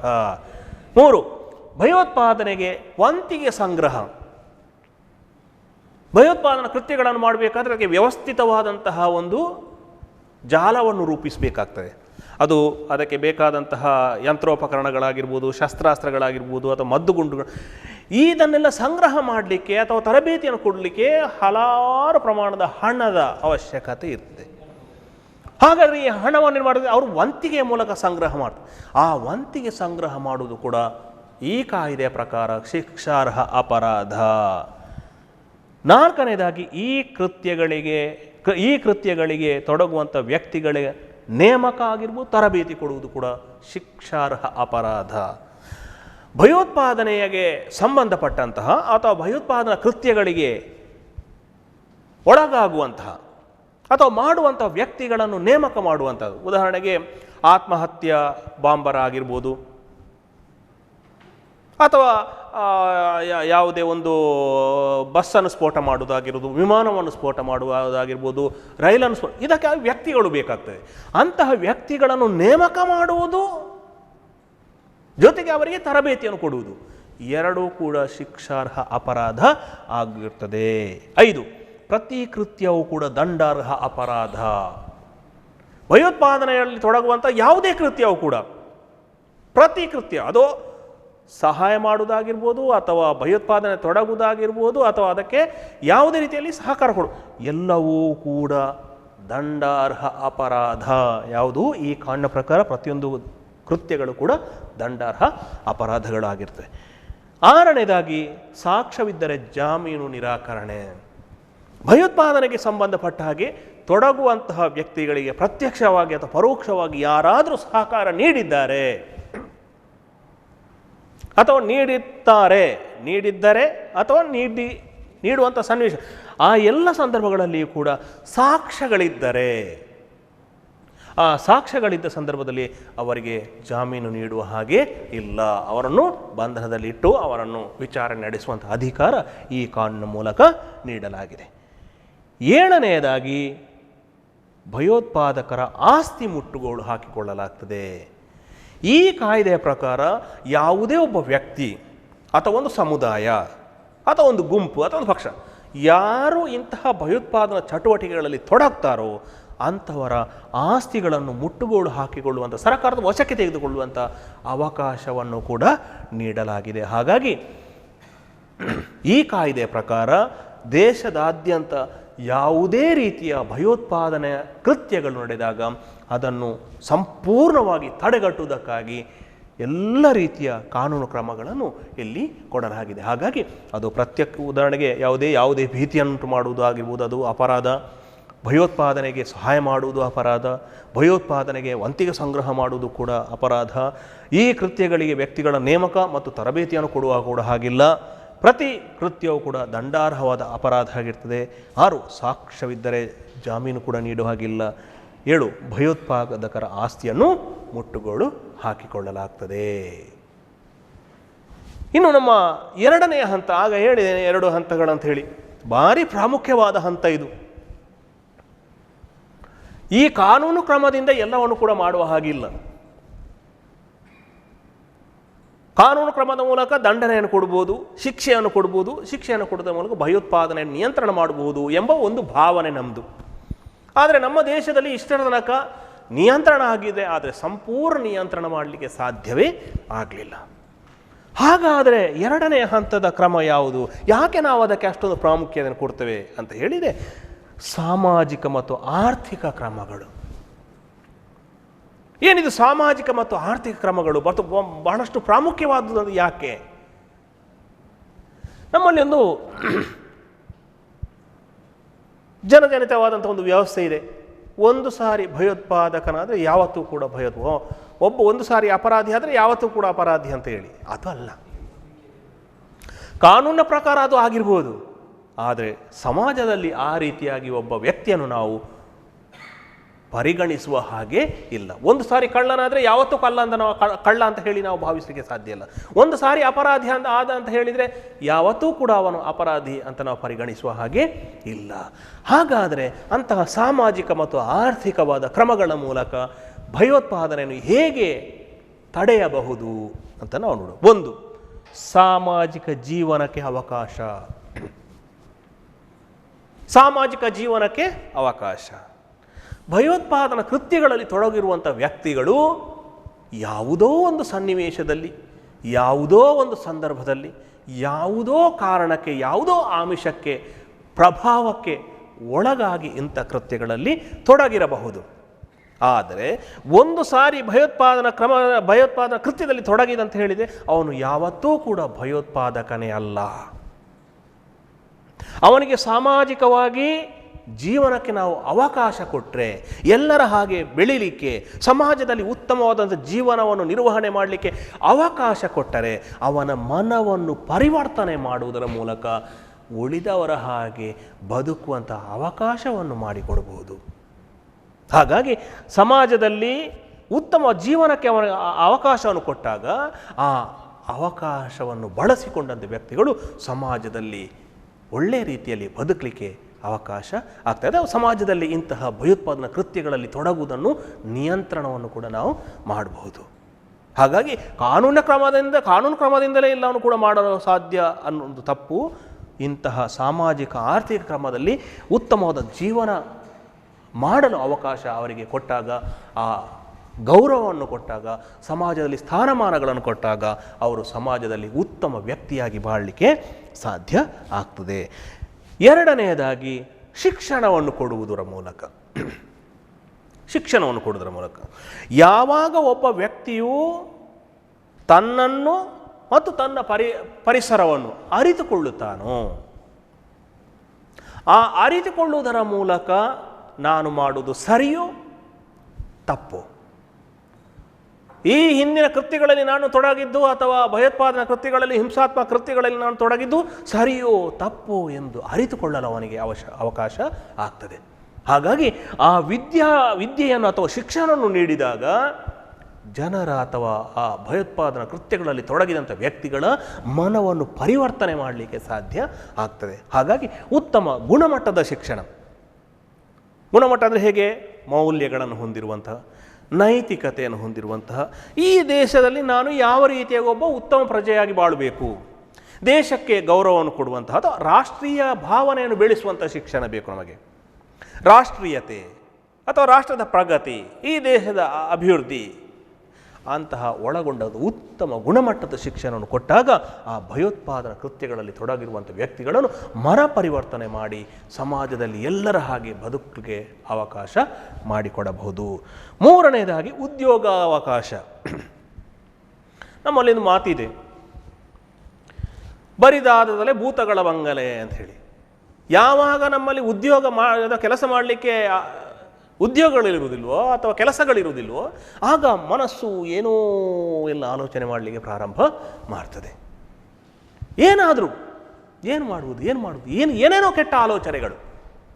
ಅದೇ ಮಾಡಲಿಕ್ಕೆ ಉದ್ಯೋಗ ಇದ್ದರೆ, ಕೆಲಸ ಇದ್ದರೆ ಅವನ ಮನಸ್ಸು ಕೆಟ್ಟ ಯೋಚನೆಯನ್ನು ಮಾಡುವ ಬದಲು ಅವನ ಸಮಯವೆಲ್ಲವೂ ಕೂಡ ಈ ಉದ್ಯೋಗದಲ್ಲಿ ವ್ಯಯವಾಗ್ತಾ ಹೋಗ್ತದೆ. ಹಾಗಾಗಿ ಇಂತಹ ಭಯೋತ್ಪಾದನಾ ಕೃತ್ಯಗಳಲ್ಲಿ ತೊಡಗುವಂತಹ ವ್ಯಕ್ತಿಗಳಿಗೆ ಸಮರ್ಪಕವಾದಂಥ ಉದ್ಯೋಗ ಅವಕಾಶಗಳು, ಅದು ಸ್ವಾವಲಂಬನೆಗೆ ಸಂಬಂಧಪಟ್ಟಂಥ ಉದ್ಯೋಗಗಳಾಗಿರ್ಬೋದು, ಗುಡಿ ಕೈಗಾರಿಕೆಗಳಾಗಿರ್ಬೋದು, ಅಥವಾ ಸರ್ಕಾರದ ವತಿಯಿಂದಲೇ ಸಹಕಾರ ನೀಡುವುದರ ಮೂಲಕ ಸರ್ಕಾರದ ಉದ್ಯೋಗಗಳಲ್ಲಿ ನೇಮಕ ಮಾಡಿಕೊಳ್ಳುವುದಾಗಿರ್ಬೋದು, ಈ ಥರ ಯಾವುದೇ ಒಂದು ಗೌರವಯುತವಾದಂಥ ಉದ್ಯೋಗ ಅವಕಾಶವನ್ನು ಈ ವ್ಯಕ್ತಿಗಳಿಗೆ ಒದಗಿಸಿದಾಗ ಅವರು ಆ ಕೆಟ್ಟ ಆಲೋಚನೆಗಳನ್ನು ಬಿಟ್ಟು ಒಳ್ಳೆಯ ಆಲೋಚನೆಗಳನ್ನು ಇಟ್ಟುಕೊಂಡು ಸಮಾಜದಲ್ಲಿ ಉಳಿದವರ ಹಾಗೆ ಜೀವನ ಮಾಡಲಿಕ್ಕೆ ಅವಕಾಶ ಆಗುತ್ತದೆ. ಹಾಗಾಗಿ ಉದ್ಯೋಗಾವಕಾಶದಿಂದ ಭಯೋತ್ಪಾದನೆಯನ್ನು ದೂರ ಮಾಡಬಹುದು ಅಥವಾ ನಿಯಂತ್ರಣ ಮಾಡಬಹುದು. ನಾಲ್ಕನೆಯದಾಗಿ ಹಣಕಾಸಿನ ಸಹಾಯ. ಯಾವ ವ್ಯಕ್ತಿಗಳು ಈ ಥರ ಭಯೋತ್ಪಾದನಾ ಕೃತ್ಯಗಳಿಗೆ ಪ್ರತ್ಯಕ್ಷವಾಗಿ ಪರೋಕ್ಷವಾಗಿ ಸಹಕಾರ ಮಾಡ್ತಾರೋ ಹೆಚ್ಚಿನ ಸಂದರ್ಭಗಳಲ್ಲಿ ನಾವು ನೋಡ್ತೇವೆ. ಈ ಹಿಂದೆ ನಡೆದಂಥ ಕೃತ್ಯಗಳಲ್ಲಿ ಯಾವ ವ್ಯಕ್ತಿಗಳು ಭಾಗಿಯಾಗಿದ್ದಾರೋ, ಯಾಕೆ ಭಾಗಿಯಾಗಿದ್ದಾರೋ ಅಂತ ನೋಡಿದರೆ ಹಲವಾರು ವ್ಯಕ್ತಿಗಳು ತಮ್ಮ ಮನೆಯಲ್ಲಿನ ಸಮಸ್ಯೆಗಳನ್ನು ಬಗೆಹರಿಸುವುದಕ್ಕಾಗಿ, ಹಣದ ಅವಶ್ಯಕತೆಗಾಗಿ ಇಂತಹ ಕೆಟ್ಟ ಜನರ ಸಂಪರ್ಕಕ್ಕೆ ಸಿಲುಕಿಕೊಳ್ಳುತ್ತಾರೆ ಅಂತ ನಾವು ನೋಡಿದ್ದೇವೆ. ಹಾಗಾಗಿ ಯಾವ ಯುವಕರು, ಯಾವ ವ್ಯಕ್ತಿಗಳು ಇಂಥ ಕೃತ್ಯಗಳಲ್ಲಿ ಭಾಗಿಯಾಗ್ತಾರೋ ಅವರಿಗೆ ಮನ ಪರಿವರ್ತನೆ ಮಾಡುವುದರ ಮೂಲಕ ಹಣಕಾಸಿನ ನೆರವನ್ನು ನೀಡಿದರೆ ತಾವು ಇಷ್ಟಪಟ್ಟಂಥ ಉದ್ಯೋಗವನ್ನು ಮಾಡಲಿಕ್ಕೆ, ಇಷ್ಟಪಟ್ಟಂಥ ಜೀವನ ಶೈಲಿಯನ್ನು ರೂಢಿಸಿಕೊಳ್ಳುವುದಕ್ಕಾಗಿ, ಸಮಾಜದಲ್ಲಿ ಒಳ್ಳೆಯ ಜೀವನ ಮಾಡಲಿಕ್ಕೆ ಅವಕಾಶ ಆಗ್ತದೆ. ಅದಕ್ಕಾಗಿ ಸರ್ಕಾರಗಳೇ, ಅದು ಬ್ಯಾಂಕಿನಿಂದ ಸೌಲಭ್ಯವನ್ನು ಕೊಡುವುದಾಗಿರ್ಬೋದು ಅಥವಾ ಸರ್ಕಾರದ ವತಿಯಿಂದಲೇ ಅವರಿಗೆ ಯಾವುದಾದ್ರೂ ಉದ್ಯೋಗಗಳನ್ನು ಕೈಗೊಳ್ಳಲಿಕ್ಕೆ ಅಥವಾ ತಾವು ಇಷ್ಟಪಟ್ಟ ರೀತಿಯಲ್ಲಿ ಜೀವನ ಮಾಡಲಿಕ್ಕೆ ಅಥವಾ ಒಂದು ಉತ್ತಮ ಗೌರವಯುತವಾದಂತಹ ಜೀವನ ಮಾಡಲಿಕ್ಕೆ ಅವಕಾಶ ಮಾಡಿಕೊಡಬೇಕಾಗ್ತದೆ. ಅಥವಾ ಉತ್ತಮ ಜೀವನ ಅಥವಾ ಏನು ಅವರ ಕಷ್ಟ ಇದೆ, ಅವರ ಮಾರ್ಗದ ವ್ಯವಸ್ಥೆಗಳಾಗಿರ್ಬೋದು, ವಿದ್ಯುತ್ತಿನ ಸೌಲಭ್ಯಗಳಾಗಿರ್ಬೋದು, ಮೂಲಭೂತ ಅವಶ್ಯಕತೆಗಳೇನಿವೆಯೋ ಅದನ್ನು ಈಡೇರಿಸಿಕೊಳ್ಳುವುದಕ್ಕಾಗಿ ಸರ್ಕಾರವು ಹಣಕಾಸಿನ ನೆರವನ್ನು ನೀಡಿದರೆ ಖಂಡಿತವಾಗಿ ಕೂಡ ಅವರು ಭಯೋತ್ಪಾದನಾ ಕೃತ್ಯಗಳಲ್ಲಿ ತೊಡಗಿರುವವರು ನಮ್ಮ ಸಮಾಜದ ಮುಖ್ಯ ವಾಹಿನಿಗೆ ಬರುವ ಸಾಧ್ಯತೆಗಳು ಇರುತ್ತವೆ. ಐದನೇದಾಗಿ ಆರ್ಥಿಕ ಸಮಾನತೆ ತರಬೇಕು. ನಾವು ಇಲ್ಲಿ ನೋಡಿದ್ದೇವೆ, ಆರ್ಥಿಕ ಅಸಮಾನತೆಯಿಂದಲೇ ನಮ್ಮ ದೇಶದಲ್ಲಿ ಕೆಲವು ಕೃತ್ಯಗಳು, ಹಿಂಸಾ ಕೃತ್ಯಗಳು ಸಂಭವಿಸಿವೆ. ಪ್ರಾಂತೀಯ ಅಸಮಾನತೆ, ಆರ್ಥಿಕ ತಾರತಮ್ಯದ ಮೂಲಕ ಈ ದೇಶದಲ್ಲಿ ಹಿಂಸಾಕೃತ್ಯಗಳು ಸಂಭವಿಸಿದ್ದನ್ನು ನಾವು ನೋಡಿದ್ದೇವೆ. ಮುಖ್ಯವಾಗಿ ನಕ್ಸಲಿಸಮ್. ಆರ್ಥಿಕ ಸಮಾನತೆಯನ್ನು ತರುವುದರ ಮೂಲಕ, ಅಂದರೆ ಒಂದು ಭಾಗದ ಜನರು ಯಾವುದಕ್ಕಾಗಿ ಹೋರಾಟ ಮಾಡ್ತಾರೆ ಅಂತ ಹೇಳಿದರೆ ಅವರಿಗೆ ಸೌಲಭ್ಯಗಳನ್ನು ಪಡೆದುಕೊಳ್ಳುವುದಕ್ಕಾಗಿ ಅಥವಾ ಕೆಲವು ಗುರಿಗಳನ್ನು ಈಡೇರಿಸಿಕೊಳ್ಳುವುದಕ್ಕಾಗಿ. ಹಾಗಾಗಿ ಅಂತಹ ಗುರಿಗಳು ಅಥವಾ ಅಂತಹ ಸೌಲಭ್ಯಗಳಿಂದ ವಂಚಿತರಾದವರಿಗೆ ಆ ಸೌಲಭ್ಯಗಳನ್ನು ಒದಗಿಸಿದಾಗ, ಅವರಿಗೆ ಬೇಕಾದಂಥ ಮೂಲಭೂತ ಅವಕಾಶಗಳನ್ನು ಒದಗಿಸಿದಾಗ, ಅವಶ್ಯಕತೆಗಳನ್ನು ಪೂರೈಸಿದಾಗ ಆ ಜನತೆ ತಮ್ಮ ಜೀವನವನ್ನು ಉತ್ತಮವಾಗಿ ನಡೆಸಲಿಕ್ಕೆ ಸಾಧ್ಯ ಆಗ್ತದೆ. ಮತ್ತು ಆ ಅಸಮಾನತೆ, ಅವರಿಗೆ ಮೂಲಭೂತ ಸೌಲಭ್ಯಗಳನ್ನು ಒದಗಿಸಿದಾಗ ಆ ಪ್ರಾಂತೀಯ ಅಸಮಾನತೆ ಏನಿದೆಯೋ ಅದು ದೂರ ಆಗ್ತದೆ. ಅದು ದೂರ ಆಗುವುದರ ಮೂಲಕ ಆ ಸಮಾನತೆ ಬರ್ತದೆ. ಯಾವಾಗ ಆರ್ಥಿಕವಾಗಿ ಉಳಿದ ಜನರ ಜೊತೆಗೆ ತಾವೂ ಕೂಡ ಉತ್ತಮವಾಗಿ ಜೀವನ ಮಾಡ್ತಿದ್ದೇವೆ ಎಂಬ ಭಾವನೆ ಬರ್ತದೆಯೋ ಆವಾಗ ಈ ಭಯೋತ್ಪಾದನಾ ಚಟುವಟಿಕೆಗಳಲ್ಲಿ ಅವರು ಭಾಗಿಯಾಗಲು ಸಾಧ್ಯ ಇಲ್ಲ. ಆರನೆಯದಾಗಿ ಪುನರ್ವಸತಿ. ಏನಿದು ಪುನರ್ವಸತಿ? ಮತ್ತೆ ಅವರಿಗೆ ವಸತಿ ಸೌಲಭ್ಯಗಳನ್ನು ಕಲ್ಪಿಸುವಂಥದ್ದು. ಭಯೋತ್ಪಾದನಾ ಚಟುವಟಿಕೆಗಳಲ್ಲಿ ತೊಡಗಿರುವಂಥ ಸಂದರ್ಭದಲ್ಲಿ ಹಲವು ಕಾರಣಗಳನ್ನು ನಾವು ನೋಡ್ಬೋದು. ಯಾಕೆ ಇವರು ಇಂಥ ಕೃತ್ಯಗಳಲ್ಲಿ ಭಾಗಿಯಾಗಿದ್ದಾರೆ? ಯಾವುದೋ ಸಂದರ್ಭದಲ್ಲಿ ಯಾವುದೋ ಒಂದು ಸರಕಾರದ ಯೋಜನೆಗಳಿಂದಾಗಿರ್ಬೋದು ಅಥವಾ ಸರಕಾರದ ಕ್ರಮಗಳಿಂದಾಗಿರ್ಬೋದು ಆಗ ತಮ್ಮ ವಸತಿಯನ್ನು ಕಳೆದುಕೊಳ್ತಾರೆ. ಉದಾಹರಣೆಗೆ ಅಣೆಕಟ್ಟನ್ನು ಕಟ್ಟಬೇಕಾದ್ರೆ ಎಷ್ಟೋ ವಿಸ್ತೀರ್ಣವಾದಂಥ ಭೂಪ್ರದೇಶವು ಮುಳುಗಡೆ ಆಗ್ತದೆ. ಸರಕಾರದ ಉದ್ದೇಶ ಒಳ್ಳೆಯದಾದರೂ ಕೂಡ ಎಷ್ಟೋ ವರ್ಷಗಳಿಂದ ಅಲ್ಲಿಯೇ ವಾಸವಾಗಿದ್ದ ಜನರು ತಮ್ಮ ಮನೆಗಳನ್ನು ಬಿಟ್ಟು ಬೇರೆ ಕಡೆಗೆ ತೆರಳಬೇಕಾಗ್ತದೆ. ಒಂದು ಕೈಗಾರಿಕೆಯನ್ನು ರಚನೆ ಮಾಡಬೇಕಾದ್ರೆ ಸರಕಾರ ನಿರ್ಧಾರ ಮಾಡ್ತದೆ. ಆ ಕೈಗಾರಿಕೆಯನ್ನು ರಚನೆ ಮಾಡಬೇಕಂತಾದರೆ ಎಷ್ಟೋ ಸಾವಿರಾರು ಎಕರೆಯಷ್ಟು ಜಮೀನನ್ನು ಸರ್ಕಾರ ವಶಪಡಿಸಿಕೊಳ್ತದೆ. ಸರ್ಕಾರಗಳು ಸಾವಿರಾರು ಎಕರೆ ಜಮೀನನ್ನು ವಶಪಡಿಸಿಕೊಂಡಾಗ ಏನಾಗ್ತದೆ, ಅಲ್ಲಿ ವಾಸವಾಗಿದ್ದ ಜನರು ತಮ್ಮ ನೆಲೆಯನ್ನು ಕಳೆದುಕೊಳ್ಳಬೇಕಾಗ್ತದೆ. ಇವರ ಬೇಡಿಕೆಗಳಿಗೆ ಸರ್ಕಾರಗಳು ಸ್ಪಂದನೆ ಕೊಡದಿದ್ದಾಗ ಏನಾಗ್ತದೆ, ಅವರು ಚಳುವಳಿಗಳಲ್ಲಿ ತೊಡಗ್ತಾರೆ, ಹಿಂಸಾ ಕೃತ್ಯಗಳಲ್ಲಿ ತೊಡಗ್ತಾರೆ, ಭಯೋತ್ಪಾದನಾ ಚಟುವಟಿಕೆಗಳಲ್ಲಿ ಕೂಡ ತೊಡಗಲಿಕ್ಕೆ, ಹಿಂಸಾ ಚಟುವಟಿಕೆಗಳಲ್ಲಿ ತೊಡಗಲಿಕ್ಕೆ ಕೂಡ ಅವರು ಹೇಸುವುದು ಇಲ್ಲ.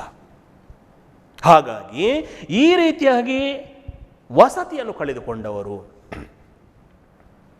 ಅಥವಾ ಈ ರೀತಿಯಾಗಿ ತಮ್ಮ ಜೀವನ ಮಾಡುವಂತಹ ಭೂಪ್ರದೇಶವನ್ನು ಕಳೆದುಕೊಂಡು ಮತ್ತೆ ವಸತಿಯನ್ನು ಕಲ್ಪಿಸಿದರೆ ಖಂಡಿತವಾಗಿ ಅವರಂತಹ ಕ್ರಮಗಳಲ್ಲಿ ಅಂತಹ ಭಯೋತ್ಪಾದನಾ ಚಟುವಟಿಕೆಗಳಲ್ಲಿ ಭಾಗಿಯಾಗುವುದು ಇಲ್ಲ.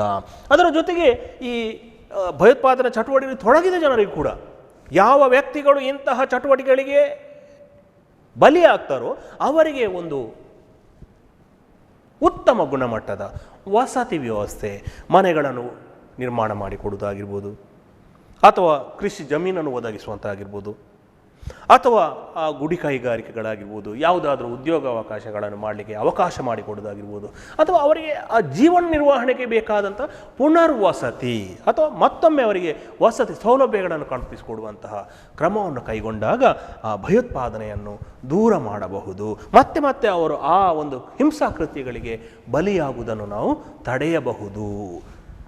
ಕೊನೆಯದಾಗಿ 7ನೇದಾಗಿ ಪ್ರಾದೇಶಿಕ ಅಸಮಾನತೆ ನಿರ್ಮೂಲನೆ.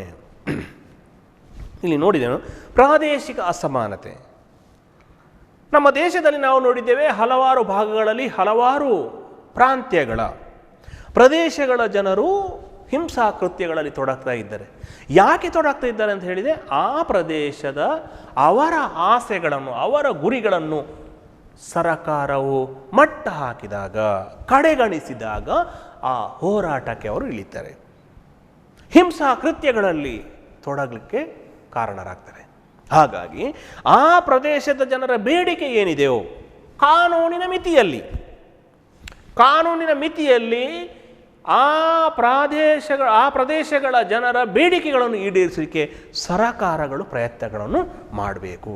ಉದಾಹರಣೆಗೆ ನಮ್ಮ ಈಶಾನ್ಯ ಭಾಗದ ಜನಾಂಗೀಯ ಸಮಸ್ಯೆ ಆಗಿರ್ಬೋದು, ಪ್ರತ್ಯೇಕವಾದಂತಹ ದೇಶ ರಚನೆ ಮಾಡಲಿಕ್ಕೆ ಸಾಧ್ಯ ಇಲ್ಲ. ಆದರೆ ಅಲ್ಲಿನ ಜನತೆಯ ಬೇಡಿಕೆ ಏನಿದೆ, ಅವರಿಗೆ ಬೇಕಾದ ಸಾರಿಗೆ ವ್ಯವಸ್ಥೆ ಆಗಿರ್ಬೋದು, ಅವರಿಗೆ ಬೇಕಾದಂಥ ಕುಡಿಯುವ ನೀರಿನ ವ್ಯವಸ್ಥೆ ಆಗಿರ್ಬೋದು, ಅವರಿಗೆ ಬೇಕಾದಂಥ ಶಿಕ್ಷಣದ ವ್ಯವಸ್ಥೆ ಆಗಿರ್ಬೋದು, ಈ ಥರದ ಆ ಮೂಲಭೂತ ಸೌಲಭ್ಯಗಳನ್ನು ಒದಗಿಸಿ ಆ ಪ್ರದೇಶಗಳಲ್ಲಿರುವಂಥ ಅಸಮಾನತೆ ಅದನ್ನು ನೀಗಿಸುವಂಥ ಕೆಲಸವನ್ನು ಮಾಡಬೇಕು. ಹಾಗಾಗಿ ಈ ದೇಶದ ಎಲ್ಲ ಭೂಭಾಗಗಳ ಜನರು ಸಮಾನತೆಯಿಂದ ಇರಲಿಕ್ಕೆ ಅವಕಾಶವನ್ನು ಮಾಡಿಕೊಟ್ಟಾಗ ಯಾವ ಪ್ರದೇಶದಲ್ಲಿ ಅವರು ವಂಚಿತರಾಗಿದ್ದಾರೆಯೋ, ಯಾವ ಪ್ರದೇಶದಲ್ಲಿ ಅಸಮಾನತೆ ಕಾಣ್ತಿದೆಯೋ ಆ ಪ್ರದೇಶಕ್ಕೆ ಹೆಚ್ಚು ಮಹತ್ವವನ್ನು ಕೊಟ್ಟು ಅವರ ಸಮಸ್ಯೆಗಳನ್ನು ಬಗೆಹರಿಸಿದರೆ ಖಂಡಿತವಾಗಿಯೂ ಭಯೋತ್ಪಾದನೆಯನ್ನು ನಾವು ತಡೆಯಬಹುದು. ಯಾವುದರ ಮೂಲಕ? ಆರ್ಥಿಕ ಮತ್ತು ಸಾಮಾಜಿಕ ಕ್ರಮದ ಮೂಲಕ. ಪರೀಕ್ಷೆಯಲ್ಲಿ ಹಲವು ಸಾರಿ ಕೇಳಿದಿದೆ, ಸಾಮಾಜಿಕ ಆರ್ಥಿಕ ಕ್ರಮದ ಮೂಲಕ ಭಯೋತ್ಪಾದನೆಯನ್ನು ಹೇಗೆ ನಿಯಂತ್ರಣ ಮಾಡಬಹುದು? ಹೇಗೆ? ಒಂದು, ಸಾಮಾಜಿಕ ಜೀವನಕ್ಕೆ ಉತ್ತಮ ಅವಕಾಶವನ್ನು ಒದಗಿಸಿಕೊಡುವಂಥದ್ದು. ಎರಡನೆಯದಾಗಿ ಶಿಕ್ಷಣವನ್ನು ಕೊಡುವಂಥದ್ದು. ಮೂರನೆಯದಾಗಿ ಉದ್ಯೋಗಾವಕಾಶಗಳನ್ನು ಕಲ್ಪಿಸುವುದು. ನಾಲ್ಕನೆಯದಾಗಿ ಹಣಕಾಸಿನ ನೆರವನ್ನು ನೀಡುವುದು. ಐದನೆಯದಾಗಿ ಆರ್ಥಿಕ ಸಮಾನತೆಯನ್ನು ಒದಗಿಸುವುದು. ಆರನೆಯದಾಗಿ ಪುನರ್ವಸತಿಯನ್ನು ಕಲ್ಪಿಸುವುದು. ಏಳನೆಯದಾಗಿ ಪ್ರಾದೇಶಿಕ ಅಸಮಾನತೆಯನ್ನು ನಿರ್ಮೂಲನೆ ಮಾಡುವುದು.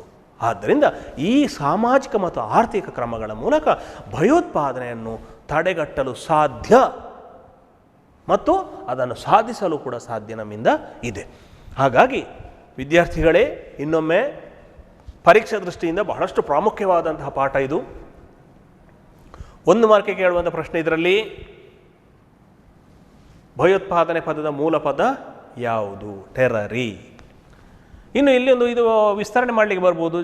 ಜಮ್ಮು ಕಾಶ್ಮೀರ ಲಿಬರೇಷನ್ ಫ್ರಂಟ್ ಬರ್ಬೋದು, ಅಥವಾ ಉಲ್ಫಾ ಬರ್ಬೋದು, United liberation front of Assam ಇದು ಕೂಡ ಬರ್ಬೋದು 1 ಮಾರ್ಕಿನ ಪ್ರಶ್ನೆಯಾಗಿ. 2 ಮಾರ್ಕಿಗೆ ಸಂಬಂಧಪಟ್ಟಾಗೆ ಭಯೋತ್ಪಾದನೆ ಎಂದರೆ ಏನು ಬರ್ಬೋದು, ಅಥವಾ ಭಯೋತ್ಪಾದನೆಗೆ 2 ಕಾರಣಗಳನ್ನು ಕೊಡಿ ಅಂತಲೂ ಕೂಡ ಬರ್ಬೋದು. ಭಾರಿ ಕಡಿಮೆ ಕೇಳಿರುವಂತಹದ್ದು. 5 ಮಾರ್ಕಿಗೆ ಹೆಚ್ಚಿನ ಪ್ರಶ್ನೆಗಳು ಇದರಲ್ಲಿ ಬಂದಿದೆ. 5 ಮಾರ್ಕಿಗೆ ಕೇಳುವಂಥ ಪ್ರಶ್ನೆಗಳು ಭಯೋತ್ಪಾದನೆಗೆ ಕಾರಣಗಳು ಯಾವುವು, ಭಯೋತ್ಪಾದನೆಯು ಪ್ರಜಾಪ್ರಭುತ್ವಕ್ಕೆ ಅಡ್ಡಿ ಹೇಗೆ. ಆ ಕೊನೆಯ ನಮ್ಮಲ್ಲಿ 4 ಪ್ರಶ್ನೆಗಳಿವೆ ನೋಡಿ, 39 ಮತ್ತು 40ನೇ ಪ್ರಶ್ನೆಗಳು 2 ಟಿಪ್ಪಣಿ ಬರೆಯುವಂಥದ್ದು, ಅಥವಾ ನಿಮ್ಮ ಸ್ವಂತ ವಾಕ್ಯಗಳಲ್ಲಿ ನೀವು ಆನ್ಸರ್ ಮಾಡುವಂತಹ ಆ 2 ಪ್ರಶ್ನೆಗಳು, ಅದನ್ನು ನೀವು ಯಾವತ್ತೂ ಕೂಡ ಪರೀಕ್ಷಾ ದೃಷ್ಟಿಯಿಂದ ನೀವು ಬಿಡಲೇಬಾರದು. ಅಲ್ಲಿ ಕೂಡ ಈ ಪ್ರಶ್ನೆಗಳನ್ನು ಕೇಳ್ಬೋದು. ಹೇಗೆ? ಭಯೋತ್ಪಾದನೆಯು ಪ್ರಜಾಪ್ರಭುತ್ವಕ್ಕೆ ಅಡ್ಡಿ ಹೇಗೆ. 5 ಮಾರ್ಕಿಗೆ ಈ ಪ್ರಶ್ನೆಯನ್ನು ಕೇಳಿದ್ದು ಭಾರಿ ಕಡಿಮೆ. ಭಯೋತ್ಪಾದನೆ ನಿರ್ಮೂಲನೆಗೆ ಇರುವಂತಹ ಶಾಸನೀಯ ಕ್ರಮಗಳು ಯಾವುವು ಅಂತ ಕೇಳಿದ್ದು ಭಾರಿ ಕಡಿಮೆ. ಆದರೆ ಇದು ಭಾರಿ ಪ್ರಾಮುಖ್ಯ. ಹೇಗೆ?